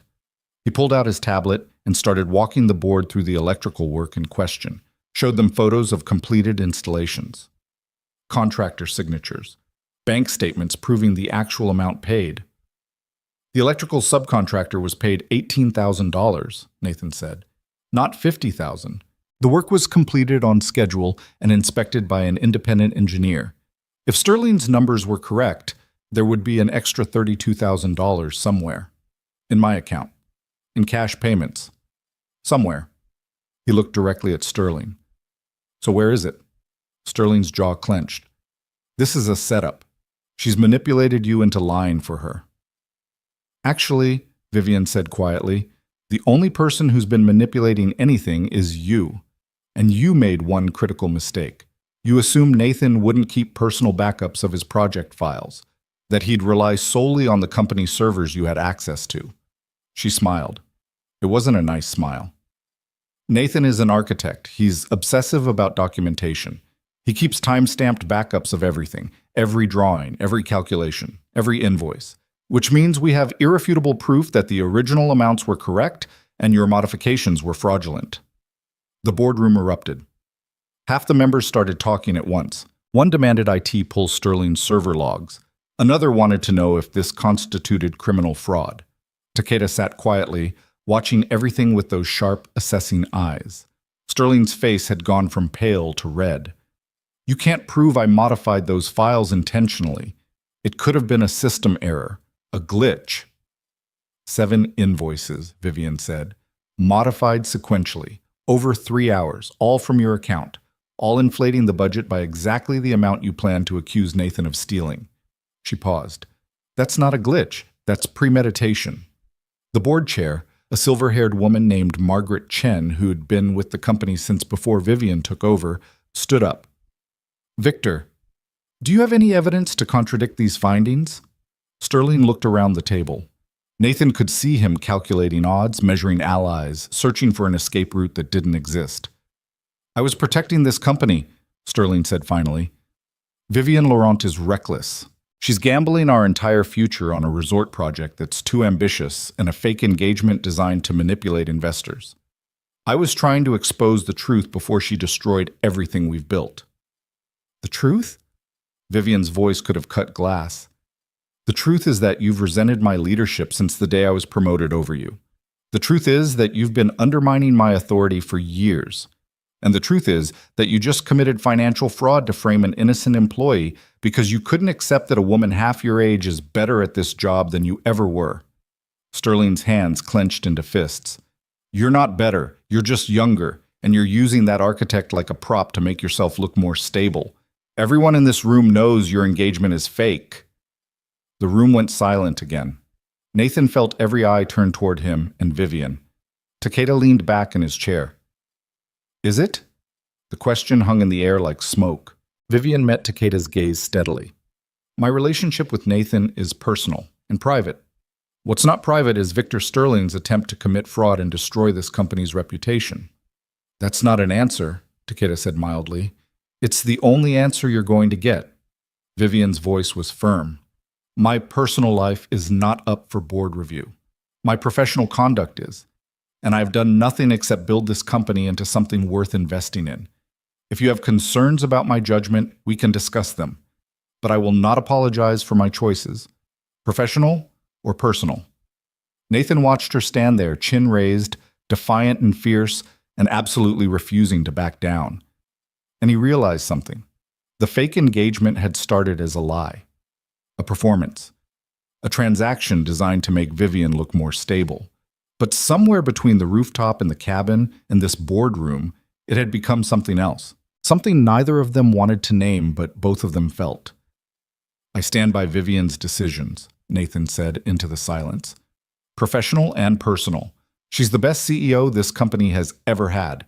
And if you can't see that, then you're not paying attention. Margaret Chen looked between them. Then she turned to Sterling. Victor, you're suspended pending a full investigation. Effective immediately. Security will escort you from the building. You can't do this. I absolutely can, and I am. Margaret's voice was steel. You committed fraud. You attempted to frame an employee, and you did it all because your ego couldn't handle reporting to someone you deemed inferior. That's not just unprofessional, it's criminal. 2 security guards appeared at the door like they'd been waiting. Sterling looked around the table one more time, searching for allies. Found none. This isn't over, he said, looking directly at Vivian. Yes, Vivian replied calmly. It is. Sterling left, flanked by security. The moment the door closed behind him, the boardroom exploded again. Questions flew. Margaret called for IT to conduct a full audit. Someone mentioned lawyers, someone else mentioned police reports. Through it all, Takeda sat quietly, watching, calculating. Finally, he stood. I'd like to speak with Ms. Laurent and Mr. Cole, privately. The room cleared. Nathan's heart was hammering so hard he could feel it in his throat. This was it. Takeda was going to pull the investment. Everything they'd fought for was about to collapse anyway. When the last board member left, Takeda closed the door and turned to face them. That was impressive, he said quietly. Most people would have panicked. You didn't. We had evidence, Vivian said, and the truth. Yes, but you also had courage and trust in each other. Takeda's eyes moved between them. I'm going to ask you a question, and I want an honest answer, not a political one, not a strategic one. Honest. Vivian's shoulders tensed. All right. Are you two actually engaged, or is Victor Sterling correct about this being a performance? Nathan felt the floor drop out from under him. This was the moment, the choice. They could keep lying, could maintain the performance, could tell Takeda whatever he wanted to hear, or they could tell the truth and lose everything. He looked at Vivian. She was staring at Takeda, her face carefully blank. Nathan could see her mind working, calculating odds, measuring consequences. It started as a performance, Nathan heard himself say. Vivian's head whipped toward him. Nathan! Let him speak, Takeda said. Nathan took a breath. Vivian asked me to pretend to be her fiancé because she thought it would make her look more stable, more trustworthy, less like a risk. I agreed because I needed money for my father's medical bills. It was transactional, temporary, a business arrangement. Takeda nodded slowly. And now? Now I don't know what it is. Nathan looked at Vivian. I know that I've never met anyone who fights as hard as she does, who cares as much as she pretends not to, who's brilliant and terrifying and completely impossible to understand. And I know that what started as pretending doesn't feel like pretending anymore. Vivian was staring at him like he'd just detonated a bomb in the middle of the boardroom. Takeda turned to her. Ms. Laurent? Vivian's voice cracked. She stopped, regrouped. I don't do relationships. I don't do feelings. I built this company because it's the only thing I know how to control, the only thing that can't leave me. That's not what I asked. Vivian closed her eyes. When she opened them again, they were bright with something that might have been tears. Nathan Cole is the most genuine person I've ever met. He's honest and stubborn, and he calls me on my nonsense when everyone else is too scared to even try. And yes, what started as fake became real somewhere along the way. I just don't know what to do about it. The confession hung in the air.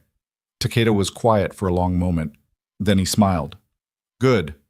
Because I don't invest in liars. I invest in people who are willing to fight for what matters, even when it's messy and complicated and terrifying.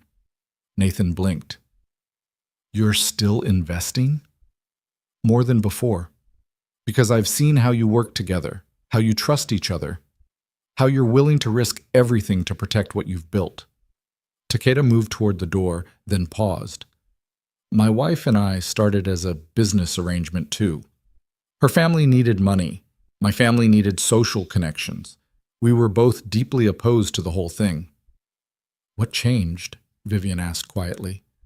We stopped pretending we didn't care. Turns out that was the only thing keeping us apart. Takeda opened the door. Congratulations on the engagement. Real or fake? Either way, I expect an invitation to the wedding. He left. Nathan and Vivian stood alone in the boardroom, surrounded by the wreckage of the morning's revelations. Outside the glass walls, the Chicago skyline glittered in the afternoon sun. You shouldn't have told him the truth, Vivian said finally. Probably not. We could have kept lying, kept the performance going. Yeah. So why didn't you? Nathan turned to face her fully. Because I'm tired of pretending, and because you deserve someone who's willing to fight for you, not for your company, not for your money, for you. Vivian's mask cracked completely. Tears spilled down her cheeks. I don't know how to do this. Real relationships, real feelings. I'm going to mess it up. So am I. We'll mess it up together. That's not comforting. It's honest. Vivian laughed through her tears. You're impossible. You keep saying that. Because it's true. She stepped closer. Nathan, I can't promise this will work. I can't promise I won't hurt you. I'm terrible at this. I don't need promises. I just need you to stop running. Vivian looked at him for a long moment. Then she closed the distance between them and kissed him. It was nothing like the rooftop performance or the cabin desperation. This was deliberate, real, a choice they were both making with full knowledge of how badly it could end. When they finally broke apart, Vivian rested her forehead against his. I'm still your boss. I know. This is going to be complicated. Everything worth having is complicated. We should probably set some ground rules, professional boundaries, make sure we're not violating any HR policies. Nathan smiled. You want to schedule a meeting to discuss the terms of our relationship? Would that be weird? Completely. Good, because I have no idea what I'm doing and structure makes me feel less terrified. Nathan pulled her closer. Then let's be terrified together. They stood there in the empty boardroom, holding each other, while outside the glass walls, Chicago hummed with afternoon traffic, and normal lives lived by people who had no idea that two people inside this building had just stopped pretending and started choosing something real. It wasn't perfect, it wasn't smooth, it wasn't a fairy tale ending, but it was honest, and for the first time in months that felt like enough. Vivian's assistant knocked on the boardroom door exactly 3 minutes later, clipboard in hand, expression carefully neutral. Ms. Laurent, you have the investor call in 10 minutes, and legal needs to speak with you about the Sterling situation. Vivian stepped back from Nathan, wiping her eyes quickly. The CEO mask snapped back into place like it had never left. Tell legal, I'll be there in 5. Push the investor call to 2 o'clock. Yes, ma'am. The assistant disappeared. Nathan watched the transformation happen in real time. Tears gone, shoulders back, voice steady. Like the last 10 minutes had been erased from existence. We should talk about this, he said. We just did. Vivian, I have 7 meetings this afternoon and a legal crisis to manage. We'll talk later. But her hand found his, squeezed once. Tonight, my place. 7 o'clock. Then she was gone, heels clicking down the hallway, already on her phone before she'd made it 10 feet. Nathan stood alone in the boardroom, trying to process what had just happened. They'd exposed Sterling, saved the Aspen deal, admitted their feelings to Takeda and each other, and now Vivian was back to business like none of it mattered, except her hand had been shaking when she squeezed his. Nathan's phone buzzed. A text from Claire. Emma's asking about next weekend. You still want her, or should I make other plans? Nathan typed back immediately. I want her. Friday at 6. Fine, don't be late. She's been talking about you nonstop since the hospital visit. Nathan pocketed his phone and headed back to his office. The hallway was buzzing with gossip. Sterling's suspension had already spread through the company grapevine. People stared as Nathan walked past. Some looked sympathetic. Others looked speculative. Everyone had questions they were too professional to ask out loud. Nathan's office was on the 14th floor, a corner space with decent light and a view of the river. He closed the door, sat at his desk, and stared at the Aspen blueprints pinned to his wall. 8 months. That's how long they had to turn empty wilderness into a functioning luxury resort. It was an insane timeline. Probably impossible. Definitely the kind of project that would consume every waking hour for the foreseeable future. And now he was dating his boss, or maybe engaged to her for real, or something in between that neither of them knew how to define. Nathan's head hit the desk. His phone rang. Unknown number. Nathan considered ignoring it, then answered anyway. Hello?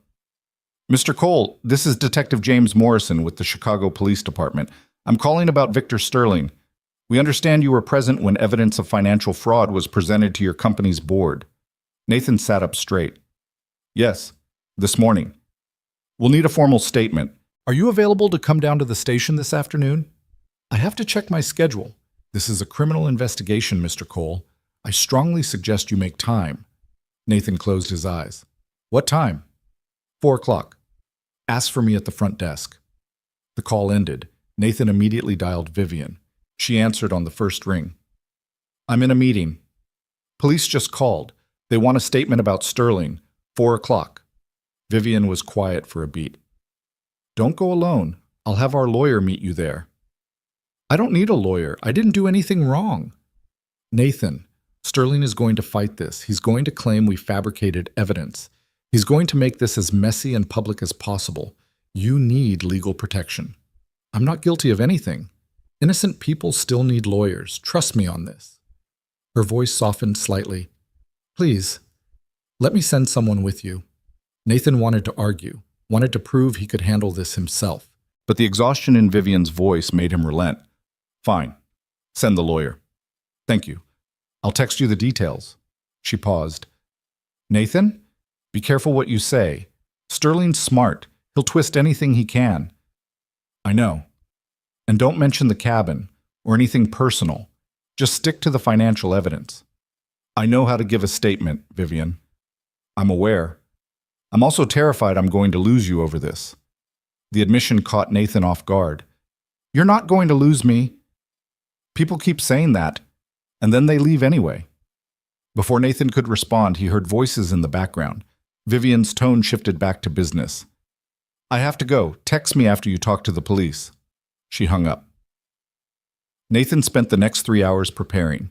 He printed every document related to the Aspen budget, organized them chronologically, highlighted the discrepancies Sterling had created. By the time the company lawyer arrived at his office, a sharp-eyed woman named Andrea Chen, who looked like she'd been born in a courtroom, Nathan had assembled a prosecution-worthy case file. Thorough, Andrea said, flipping through the documents. Good. The detective's going to try to find holes. We won't give him any.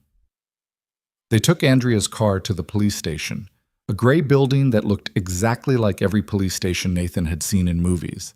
Detective Morrison turned out to be a man in his 40s with tired eyes and a coffee stain on his tie. Mr. Cole, Ms. Chen, thanks for coming in. Morrison led them to a small interview room. This shouldn't take long. I just need to understand the timeline of events leading to Mr. Sterling's suspension. Nathan walked him through it. The budget review, the discovery of altered invoices, the timestamps proving Sterling's account had made the changes. Andrea interjected occasionally with legal clarifications. Morrison took notes and asked follow-up questions that felt designed to trip Nathan up. So you're saying you kept personal backups of all project files, Morrison said. Why? Because I'm an architect. Documentation is essential. If something goes wrong on site, I need to prove what was approved versus what was built. Convenient that you had these backups right when you needed them. It's not convenience, it's professional practice. Morrison leaned back. Mr. Sterling's lawyer is claiming you and Miss Laurent fabricated these timestamps, that you created fake backups to frame him. Andrea cut in before Nathan could respond. That's absurd. The metadata is irrefutable, and Mr. Sterling had both motive and opportunity to commit fraud. My client had neither. Your client is engaged to his boss. Some might say that's motive enough to protect her interests. My personal relationship with Miss Laurent has nothing to do with financial fraud, Nathan said carefully. Doesn't it? You needed money for your father's medical bills. Miss Laurent needed someone to make her look stable. Sounds like a mutually beneficial arrangement. Maybe Sterling got too close to exposing the truth, and you had to shut him down. Nathan's hands clenched under the table. Sterling altered those invoices. The evidence is conclusive. Evidence can be manufactured. Not by me. I'm an architect, not a hacker. You're also a desperate man with a dying father in a custody battle. Desperate people do desperate things. Andrea stood up. Unless you're charging my client with something, this interview is over. You have the evidence. You have the timeline. If you want to pursue a conspiracy theory based on speculation, do it without harassing Mr. Cole. Morrison studied them both. Then he nodded. You're free to go, but don't leave town. We may have more questions. Outside, Nathan gulped cold air like he'd been underwater. Andrea walked him to her car. That went better than expected, she said. He thinks I'm lying. He thinks everyone's lying. It's his job. But he doesn't have evidence to support it, which means this stays a Sterling problem, not yours. Andrea unlocked her car. One piece of advice, keep your relationship with Ms. Laurent as professional as possible until this blows over. The optics matter. Kind of late for that. Then make it look good, public, legitimate, not a transaction designed to commit fraud. Nathan laughed bitterly. How exactly do we do that? You're engaged, right? Act like it. Be seen together. Make it clear this isn't some corporate scheme. Andrea slid into the driver's seat. And for what it's worth, I believe you. Both of you. Sterling's been a problem for years. I'm glad someone finally had the guts to take him down.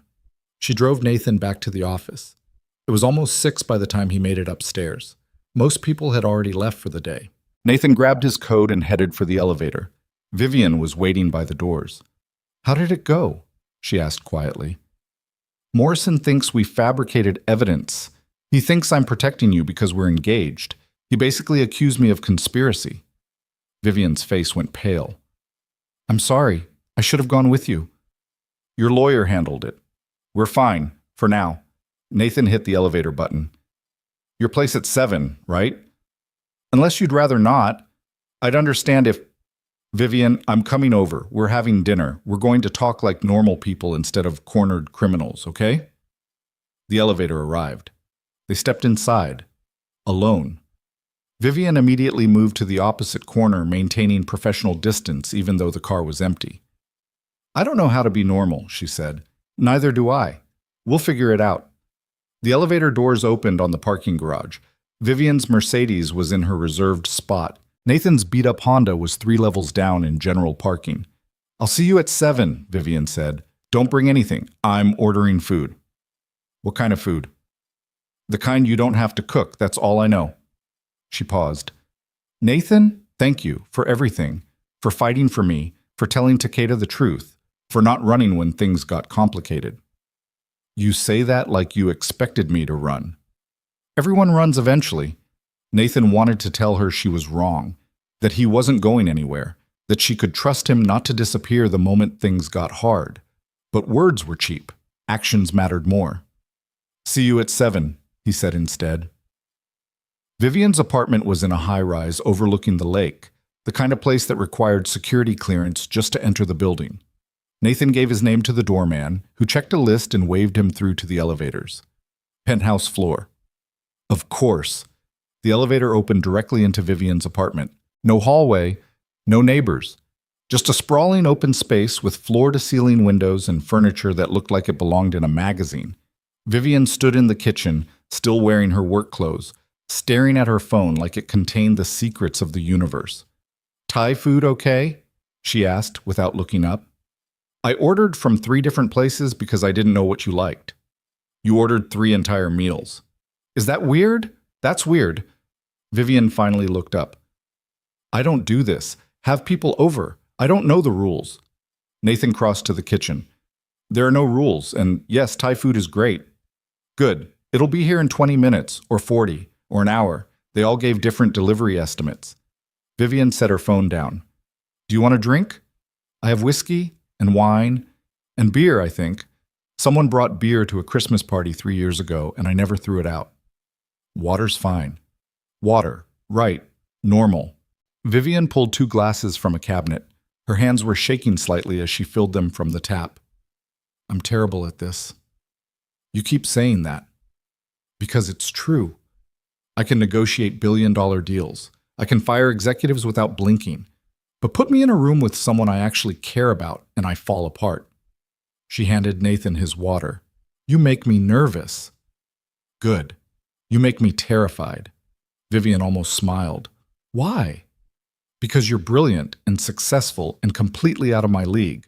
Because I have no idea what you see in a struggling single father with debt up to his eyeballs and a dying parent. Because this could end badly in about 1,000 different ways, and I'm doing it anyway. That's not very romantic.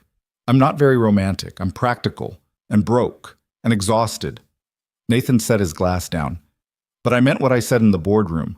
I'm tired of pretending this doesn't matter. Vivian looked at him for a long moment. Then she crossed the distance between them and kissed him. It was softer than the boardroom kiss, less desperate, like she was trying to memorize the shape of something she was afraid to lose. When she pulled back, her eyes were bright. Stay tonight. Vivian, I know it's fast. I know we should probably take this slow, but I don't want to be alone tonight, and I don't want you to leave. Her voice cracked slightly. Please. Nathan should have said no, should have insisted on boundaries and professional distance and all the sensible things Andrea had advised. Instead, he said, okay. Relief flooded Vivian's face. Okay, good. That's okay. The food arrived in stages. First the pad thai, then the green curry, finally the spring rolls. They ate sitting on the floor because Vivian's dining table was covered in work documents and neither of them could be bothered to clear it. Tell me about Emma, Vivian said, picking at her curry. What's she like when you're not worrying about custody and medical bills? Nathan smiled. She's funny. Like actually funny, not just kid funny. She does impressions of her teachers that are scarily accurate, and she's stubborn. If she decides she wants something, she'll find a way to make it happen. Sounds like someone else I know. Yeah, she gets that from her mother, unfortunately. Vivian laughed. What does she think about you being engaged? I haven't told her yet. Claire mentioned seeing the announcement, but I've been avoiding the conversation. Why? Because I don't know what to say. That I'm fake engaged to my boss for money? That it accidentally became real somewhere between the rooftop and the cabin? That I have no idea what happens next? Nathan set down his food. She's 8. She deserves better than confusing half-truths. Then tell her the truth. That you met someone. That it's complicated but real. That you're figuring it out as you go. Vivian paused. Kids understand more than we think they do. When did you become an expert on children? I'm not. But I was one once, and I remember knowing when adults were lying to protect me. It didn't make me feel protected. It made me feel like they thought I couldn't handle reality. Nathan studied her face. What did your parents lie to you about? Everything that mattered. Money, marriage, why they stayed together even though they hated each other. They thought they were sparing me. Really, they were just teaching me that honesty was optional when it was inconvenient. Is that why you're so bad at this? The relationship thing? Probably. That and 7 years of building walls so high I forgot how to climb back over them. Vivian picked up her wine glass. You're the first person in a long time who's made me want to try. I'm not special. You're honest. In my world, that's incredibly special. They finished eating, cleaned up the containers, stood in the kitchen, not quite knowing what came next. I should probably go, Nathan said, even though he'd promised to stay. You said you'd stay. I know, but this feels scary? Yeah. Good, because if I'm the only one who's terrified, that's not fair. Vivian took his hand. Come on, I'll show you where everything is. The apartment had 3 bedrooms. One was Vivian's. One was a home office that looked like a bomb had gone off in a filing cabinet.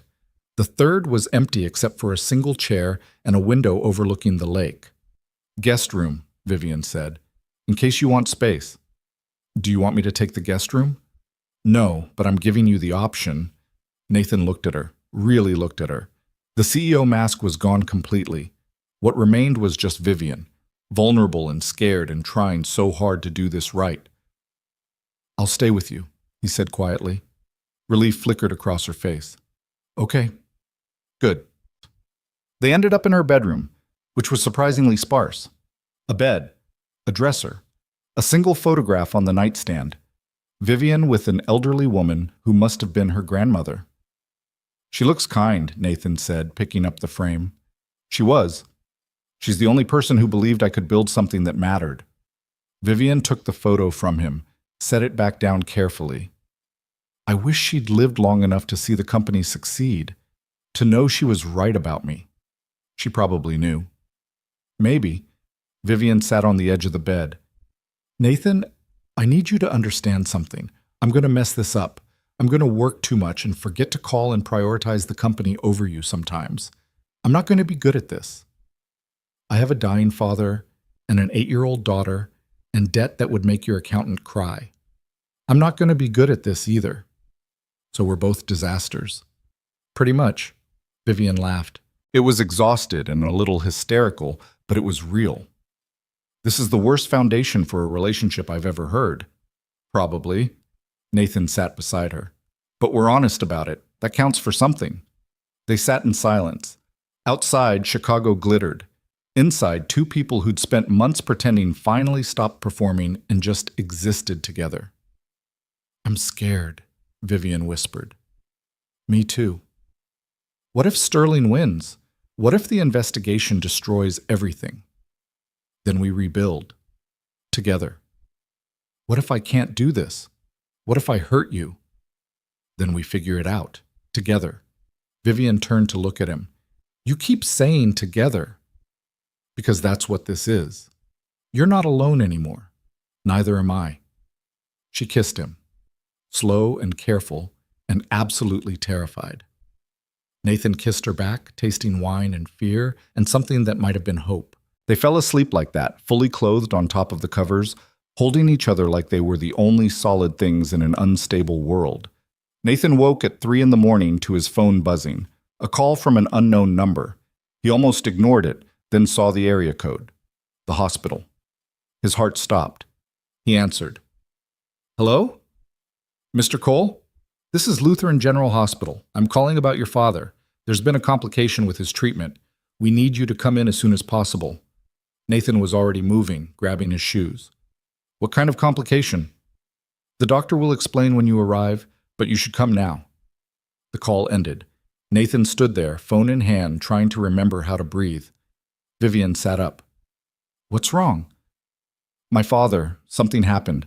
I have to go. I'll drive you. You don't have to chuck. Nathan, I'm driving you. Don't argue. They made it to the hospital in 15 minutes. Vivian broke at least 4 traffic laws. Nathan didn't care.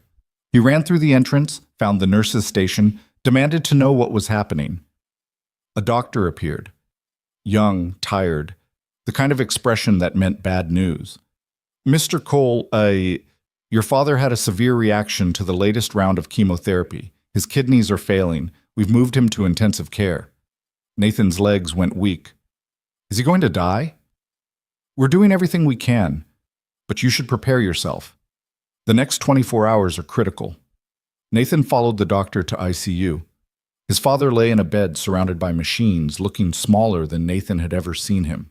Tubes everywhere, monitors beeping, the sound of breathing that wasn't quite his own. Nathan sat beside the bed and took his father's hand. It was cold, too cold. Hey, Dad, it's me. Nathan. His voice cracked. You need to fight this. Emma needs you. I need you.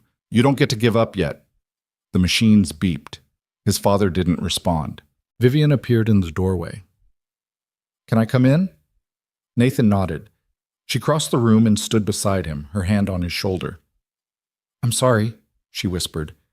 He was supposed to have more time. 6 months. Maybe a year. That's what they said. Doctors are wrong sometimes. Not about this. Nathan's vision blurred. I can't lose him. Not yet. I'm not ready. You're never ready. Nathan looked up at her.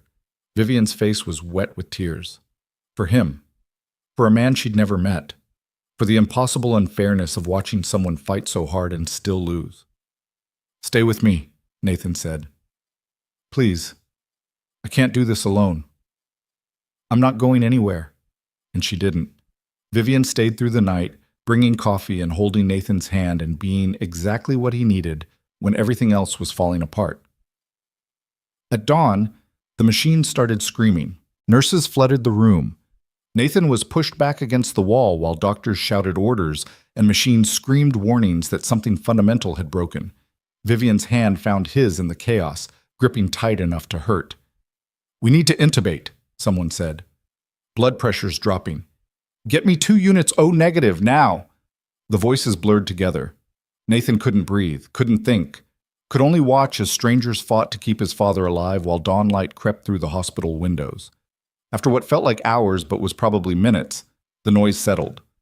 The lead doctor turned to Nathan, mask pulled down, exhaustion carved into every line of his face. We've stabilized him, for now. But Mr. Cole, you need to understand, his body is shutting down. The cancer has progressed beyond what the treatments can manage. We can keep him comfortable, but we can't reverse the damage. Nathan's voice came out broken. How long? Days. Maybe a week. I'm sorry. The doctor left. Nathan stood there, staring at his father's unconscious form, trying to process that the man who'd taught him to build things with his hands would be gone before the week ended. I need to call Emma, Nathan said numbly.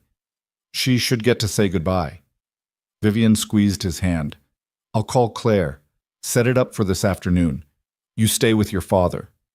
She disappeared into the hallway. Nathan sank into the chair beside the bed and took his father's hand again. The machines beeped steadily now, stable but failing, alive but dying. I'm sorry, Nathan whispered. I'm sorry I couldn't save you. I'm sorry the treatments didn't work. I'm sorry I wasted so much money trying to buy you time when I should have just... His voice broke completely.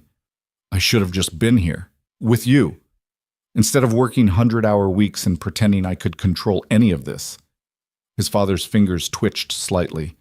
Nathan didn't know if it was intentional or just muscle spasms. It didn't matter. Emma's coming this afternoon. She wants to tell you about her dance recital. You'd be proud of her, Dad. She's brave and funny, and everything I'm not. Nathan wiped his eyes roughly. I wish you could see her grow up. I wish you could have met Vivian. I think you'd like her. She's terrifying and brilliant, and she makes me want to be better than I am. The door opened. Vivian returned, phone in hand. Claire's bringing Emma at 2. She says to take all the time you need. Did you tell her that he's dying? Yes. She said she's sorry, and that Emma should have the choice to see him or not. Nathan nodded. Everything felt distant and unreal, like he was watching his life happen to someone else. Vivian pulled up a second chair. I called the office, told them you're taking family leave, however long you need. The Aspen Project, can wait. Nathan, your father is dying. Work doesn't matter right now. It matters to you. You matter more. Vivian said it quietly but firmly. I know I'm terrible at showing it. I know I work too much and forget to call and prioritize the company over everything. But you matter more than any of it. You need to know that. Nathan looked at her.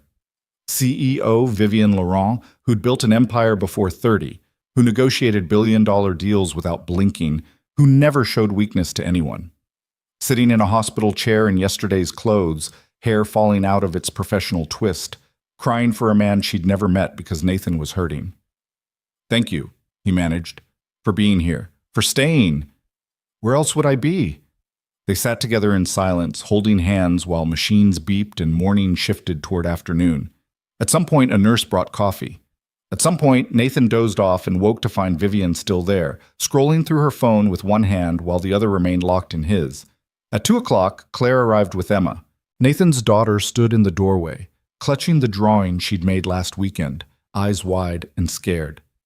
It's okay, sweetheart, Nathan said. Come here. Emma crossed the room slowly. Vivian stood and moved to give them space, but Emma grabbed her hand. Don't go, please. Vivian looked startled. I'm not family. I shouldn't. My daddy likes you. That makes you family. Emma's logic was 8-year-old absolute. Please stay. Vivian glanced at Claire, who nodded slightly. Then at Nathan, who couldn't find words but managed to nod too. Okay, Vivian said quietly. I'll stay. Emma approached the bed carefully. Grandpa, it's me. Emma, I brought you my picture from the fishing trip. She set it on the bedside table.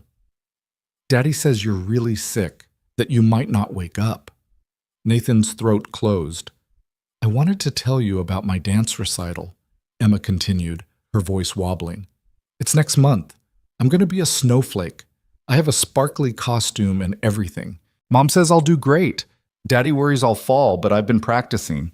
She climbed onto the chair, carefully avoiding the IV lines. I wish you could come watch me, but Daddy says you need to rest, so I'll dance extra good, okay? And I'll think about you the whole time. Emma leaned over and kissed her grandfather's forehead. I love you, Grandpa. Thank you for teaching me about fishing and building things and being brave even when you're scared. Nathan had to leave the room. He made it to the hallway before his legs gave out. He sank against the wall, head in his hands, sobbing like he hadn't since he was Emma's age. Vivian found him there. She didn't say anything, just sat beside him on the floor and held him while he fell apart. She's 8 years old, Nathan choked out. She shouldn't have to know about death yet. She shouldn't have to say goodbye. But she is, and she's handling it better than most adults. Vivian's voice was gentle. She learned that from you. How to be brave when everything hurts. I'm not brave, I'm terrified. Brave people are always terrified. That's what makes it brave. They sat on the hospital floor until Nathan could breathe again. Until he could stand up and walk back into that room and be strong for his daughter. Emma was showing Claire the picture she'd drawn. His ex-wife looked up when Nathan entered, something complicated crossing her face. She did good, Claire said quietly. Yeah, she did. Claire stood. We should probably go. Let you have time with your father. Can I come back tomorrow? Emma asked. Of course, sweetheart, whenever you want. Emma hugged Nathan tight. I love you, Daddy. I love you too, Em. More than anything. After they left, Nathan returned to the chair beside his father's bed. Vivian sat beside him. The afternoon stretched into evening. Nurses came and went. Doctors checked monitors and made notes on charts and spoke in hushed voices about comfort care and final arrangements. At 7, Vivian's phone rang. She checked it, frowned, answered. "This isn't a good time." Nathan could hear the voice on the other end, male, urgent. Vivian's expression shifted from irritated to alarmed. "I'll be there in an hour." She ended the call and turned to Nathan. "Sterling's lawyer filed a countersuit against the company, against me personally, and against you." Nathan's exhausted brain struggled to process. "For what?" "Wrongful termination, defamation, conspiracy to commit fraud. He's claiming we fabricated everything to destroy his reputation." Vivian's jaw was tight. "The board wants an emergency meeting, tonight." "I can't leave." "I know, I'll go. Handle it." "Vivian, this is my company, my responsibility. You stay with your father." She squeezed his hand. "I'll come back as soon as I can." She left. Nathan sat alone with the beeping machines and his dying father, and the crushing weight of everything happening at once. His father's eyes opened around midnight, unfocused at first, then slowly clearing. "Nathan?" The voice was barely a whisper. "I'm here, Dad. I'm right here." "Emma came." "Yeah. She brought you a picture." His father's gaze drifted to the drawing. A smile crossed his face. "Good girl, brave girl. She gets that from you." "She gets it from you." His father's breathing was labored. "You've always been braver than you think, even when you're scared." "I'm scared now. I don't know how to do this without you." "You already know. I taught you everything I could. The rest you figure out yourself." His father's hand gripped Nathan's weakly. "That woman. Vivian. She good to you?" "Yeah, she is." "Then hold on to her. Don't let her slip away because you're afraid." "I won't." "Promise me. Promise me you'll let yourself be happy, even after I'm gone." Nathan's vision blurred. "I promise." His father's eyes closed again. "Good boy. I'm proud of you. Always have been." Those were the last words he said. He drifted into unconsciousness and didn't wake again. Nathan sat beside him through the night, holding his hand, watching him breathe, memorizing the shape of a man who'd built things with his hands and taught his son to see structure in everything. At 4:30 in the morning, the breathing stopped. The machine screamed again, but this time the nurses who came just turned them off one by one until the room was silent except for Nathan's ragged breathing. "I'm sorry for your loss," someone said. Nathan sat there, holding his father's hand, trying to understand that the man was gone, that all the money he'd spent, all the treatments, all the desperate fighting had only bought a few extra months. That in the end, death won anyway. His phone buzzed. "Vivian, board meeting ended. Sterling's suit is garbage. Our lawyers will handle it." "Where are you?" Nathan typed back with numb fingers. "Hospital. He's gone." The response came immediately. "I'm coming. 20 minutes." Vivian arrived in 15. She ran into the room, breathing hard, still in the suit she'd worn to the board meeting. She took one look at Nathan's face and knew. "Oh, Nathan." She pulled him into her arms. I'm so sorry. I'm so sorry I wasn't here." "You were handling Sterling, protecting the company. None of that matters. I should have been here with you." Nathan held on to her like she was the only thing keeping him from drowning. "He said I should hold on to you, that I shouldn't let you slip away because I'm afraid." Vivian pulled back to look at him. "Smart man." "The smartest I ever knew." They stood there in the hospital room with Nathan's father's body and the silent machines and the end of everything Nathan had been fighting for. "What happens now?" Nathan asked. "Now we handle the funeral, and Sterling's lawsuit, and the Aspen project, and everything else." Vivian's voice was steady. "But we do it together. You don't have to carry this alone anymore." "I don't know how to let someone help me." "I don't know how to help. So we'll both fumble through it and mess up and figure it out as we go." Vivian took his hand. "That's what people do when they love each other." Nathan's breath caught. "You love me?" "I think I have for a while. I just didn't know what to call it." Vivian's eyes were bright with tears. "I'm terrified of it. Of you. Of losing you the way you just lost your father. But I meant what I said in the boardroom. I'm tired of running." I love you too. Nathan said it and realized it was true. Had probably been true since the cabin. Maybe even before. You're stubborn and impossible and you work too much. And I love you anyway. Vivian smiled through her tears. That's the least romantic declaration I've ever heard. I'm tired and my father just died and I'm covered in hospital smell. Romance will have to wait. Fair enough? They left the hospital as dawn broke over Chicago. Vivian drove Nathan back to his apartment, helped him inside. Made him shower while she called Emma to tell her grandpa had passed peacefully. Made him eat something even though he had no appetite. Sat with him on the couch while he stared at nothing and tried to process a world without his father in it. I need to tell Emma in person, Nathan said eventually. She shouldn't hear it over the phone. I'll drive you. They went to Claire's house at 8 in the morning. His ex-wife opened the door, took one look at Nathan's face, and knew. Oh, Nathan, I'm sorry. Can I see Emma? Claire called their daughter downstairs. Emma appeared in pajamas, her hair messy from sleep. She looked at Nathan and her face crumpled. Grandpa's gone, isn't he? Nathan knelt down so he was eye level with her. Yeah, sweetheart. He died early this morning, very peacefully. He wasn't in pain. Emma threw her arms around his neck and sobbed. Nathan held her, stroking her hair, letting her cry until there were no more tears. I didn't get to say goodbye right, Emma hiccuped. You said goodbye yesterday. You told him about your recital. You showed him your picture. That was perfect.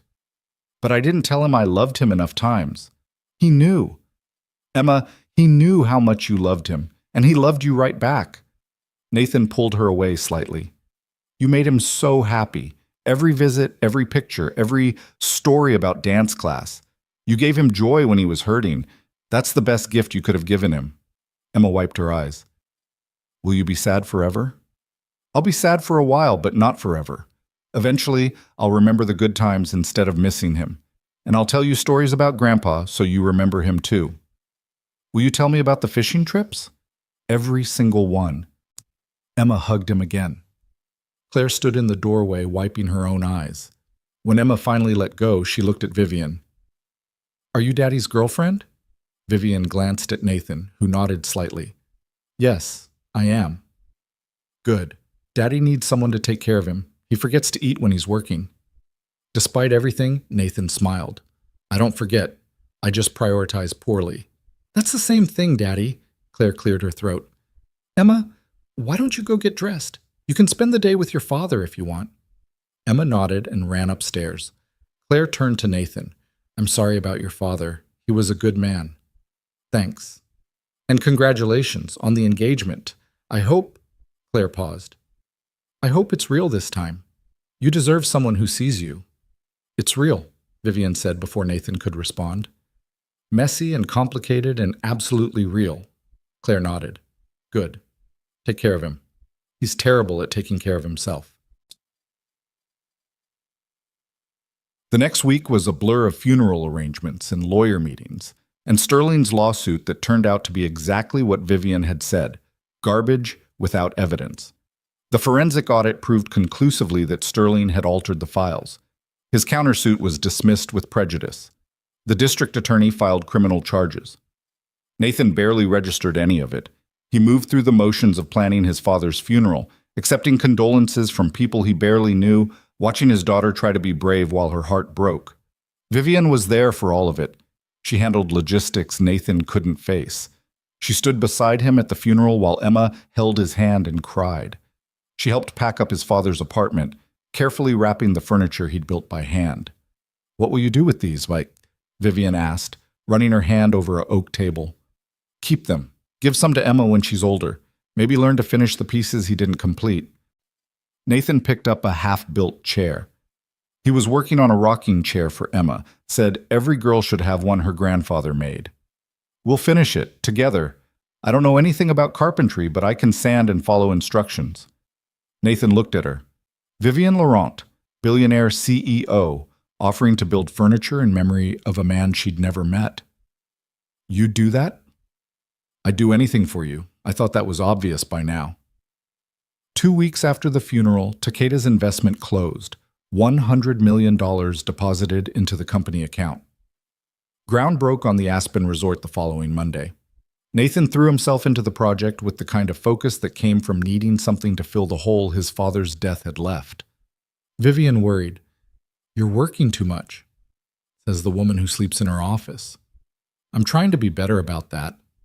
"So am I. But right now work is the only thing that makes sense. Everything else is just," Nathan gestured vaguely, "grief and chaos and questions I don't have answers for." "Then work. I get it. Just don't disappear into it completely. I need you to stay here. With me." Nathan pulled her close. "I'm not going anywhere." They fell into a rhythm over the next 2 months. Work during the day.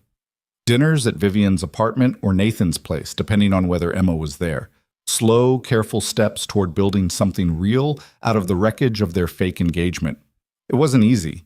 Nathan still struggled with accepting help. Vivian still prioritized work over everything else sometimes. They fought about schedules and boundaries and how much time they should spend together versus apart. But they fought honestly, and they always came back to each other. Emma helped more than either of them expected. She took to Vivian with the kind of uncomplicated acceptance that only 8-year-olds possessed. Vivian, in turn, learned to relax around the small girl who asked too many questions and had opinions about everything. "You're good with her," Nathan said one night after Emma had fallen asleep on Vivian's couch during a movie. "I bribed her with ice cream and unlimited Disney movies. That's not parenting." "It's more than you think." Nathan carried Emma to the guest room Vivian had started keeping ready for her visits. "She likes you. Emma's picky about people." "Wonder where she gets that from?" 6 months after Nathan's father died, the Aspen Resort was 70% complete, ahead of schedule and under budget. Takeda visited the site personally, walked through the framing with Nathan and Vivian, and declared it exactly what he'd hoped for. "You two make a good team," he observed, watching them argue about window placement with the kind of shorthand that came from knowing each other well. "We're figuring it out," Vivian said. "I'd say you figured it out already. You just don't want to admit it." Takeda smiled. "When's the wedding?" Nathan and Vivian looked at each other. They hadn't talked about it. The engagement had started fake, became real, then got lost in the chaos of death and lawsuits and building projects. "We haven't set a date," Nathan said carefully. "Then set one. Life's short. People die. Don't waste time pretending you're not ready when you are." Takeda shook both their hands. "I expect an invitation, and I want to see this resort finished before I retire. Don't disappoint me." That night, lying in Vivian's bed with the Chicago skyline glittering through the windows, Nathan asked, "Do you want to get married for real?" Vivian was quiet for a long moment. "Are you asking?" "I'm testing the waters. Very romantic." "I'm terrible at romance. You know this." Nathan rolled onto his side to face her. "But I love you, and I want to build a life with you. And if that means making the fake engagement real, then yeah, I'm asking." Vivian's eyes were bright in the darkness. "I don't know how to be a wife, or a stepmother, or anything except a CEO who works too much. And I don't know how to be a husband to someone who terrifies me, or balance being a father with being a partner. But we'll figure it out, like we figured out everything else." Nathan took her hand. "Messily, imperfectly, together. That's the worst proposal I've ever heard." "Good thing it's the only one you're getting." Vivian laughed, then she kissed him. "Yes, okay, yes, yes." "Don't make me say it twice. You know I hate repeating myself." Nathan pulled her close. "We're really doing this." "Apparently we are, against all common sense and professional advice." "Think Takeda will be surprised?" "I think Takeda knew before we did." They got married 3 months later. Small ceremony at the courthouse with Emma as the flower girl and Takeda as an unexpected guest. Claire came too because Emma insisted, and because she'd slowly become something like a friend to both of them through the shared project of raising their daughter. The Aspen Resort opened 2 weeks after the wedding. Grand opening under a bright winter sky, exactly 8 months after groundbreaking. Media coverage, investor tours, politicians cutting ribbons and making speeches about economic development. Nathan stood beside Vivian on the main lodge steps, watching wealthy guests arrive for the opening weekend. Emma was inside with Claire, probably terrorizing the spa staff with questions about the heated pools. We did it, Vivian said quietly. You did it. I just drew the buildings. We did it together. Stop undermining your contribution. A reporter approached, camera ready. Miss Laurent, can we get a photo, you and your husband? Husband. The word still felt strange. Good, but strange. Vivian slipped her hand into Nathan's. Of course. The camera flashed. The reporter asked questions about the resort, the timeline, the investment. Vivian answered with the kind of polished confidence that came from 7 years of practice. But when she introduced Nathan, there was genuine warmth in her voice. This is Nathan Cole, lead architect, my partner in everything, the man who made all of this possible. And your husband, the reporter prompted. Yes, Vivian smiled. That too. More photos, more questions. Finally, the reporter left to interview Takeda. Nathan and Vivian stood together on the steps, watching the chaos of the grand opening swirl around them. Your father would have been proud, Vivian said quietly. Of the resort. Of you. All of it. Maybe. He always said I was capable of more than I thought. Nathan looked at the building he'd designed, glass and wood and stone fitting together exactly how he'd envisioned. I wish he could have seen it finished.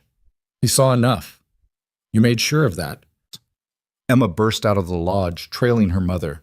Daddy, Miss Vivian, there's a hot tub shaped like a snowflake. Can I try it? Please. Vivian crouched down to Emma's level. Only if you promise not to splash the other guests. I promise. Cross my heart. Emma grabbed both their hands. Come see. It has lights that change colors. She dragged them inside, chattering excitedly about heated pools and snow sculptures and whether they could stay at the resort forever. Claire followed behind, shaking her head but smiling. Later, after the grand opening events wound down and Emma had finally crashed from a sugar high, Nathan found Vivian on the lodge's observation deck. She stood alone, looking out at the mountains bathed in moonlight. You okay? He asked. Just thinking. Vivian leaned against the railing. A year ago, I was terrified of losing everything. The company, my reputation, my carefully constructed life. I thought if I couldn't control it all, I'd lose it all. And now? Now I've learned that control is an illusion. People die. Lawsuits happen. Projects succeed or fail regardless of how hard you fight. The only thing you can actually choose is who you let in when everything falls apart. Nathan stood beside her, shoulder to shoulder. Is this the part where you get philosophical? I'm allowed to be philosophical. I just built a $100 million resort. We built it. Fine. We built it. Together. Like we've built everything else. Vivian turned to face him. I'm glad I let you in. Even though it was terrifying, even though I fought it every step of the way. You were right that day in the cabin. I was running from feelings, from connection, from anything that might hurt if I lost it. And now? Now I'm done running. From you. From this. From the possibility that something good might actually last. She took his hand. Thank you for not giving up on me. For staying even when I tried to push you away. For being exactly what I needed when I didn't know I needed anything. Nathan pulled her close. You're getting sentimental in your old age. I'm 30. That's not old. Positively ancient. Vivian laughed and kissed him. Behind them, through the lodge windows, they could see Emma asleep on a couch, curled up under a blanket. Claire sat nearby, reading a magazine. Takeda was holding court with investors, probably telling stories about his 32-year marriage. Normal people living normal lives in the building Nathan had designed and Vivian had made possible. Do you think we'll make it? Nathan asked. Long term, through all the mess that's coming. I think we'll fight and compromise and drive each other crazy. I think you'll work too much and I'll work even more and we'll forget to communicate and have to relearn how to be honest with each other over and over again. Vivian paused. But yeah, I think we'll make it because we're both too stubborn to quit. That's your idea of optimism? That's my idea of reality. Love isn't the easy part. It's the choice you keep making when everything else gets hard. Nathan looked at the woman he'd fake engaged for money, who'd become real somewhere between a rooftop kiss and a mountain cabin and a hospital vigil, who'd stood beside him through death and lawsuits and impossible building projects, who was brilliant and terrifying and learning to be human in front of him one messy day at a time. "Then I choose you," he said quietly. "Every day. Even when it's hard. Especially when it's hard." "Good." Vivian's smile was soft and genuine. "Because you're stuck with me now. Legally and everything." They stood on the observation deck while the resort hummed with life around them, and the mountains stood silent witness to everything they'd built together. Not just the lodge and cabins and spa, but trust, partnership, a family assembled from broken pieces and stubborn hope. It wasn't the ending Nathan had imagined when Vivian first asked him to kiss her in front of 200 strangers. It was messier than that, more complicated, full of grief and hard conversations and choices that didn't come with guarantees, but it was real and honest, and exactly what both of them needed even when they'd been too scared to admit it. Sometimes the best things in life start with a lie, a desperate performance, a transaction designed to fool everyone, including yourself. And sometimes, if you're brave enough to stop pretending and start choosing, those lies become the truest things you've ever known.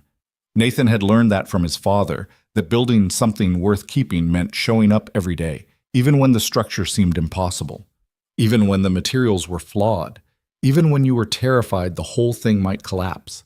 You just kept building, kept trying, kept choosing to stay. And eventually, if you were lucky and stubborn and willing to be honest about the mess, you looked up and realized you'd created something beautiful. Not perfect, never perfect, but real and standing, and absolutely worth every terrifying moment it took to build it.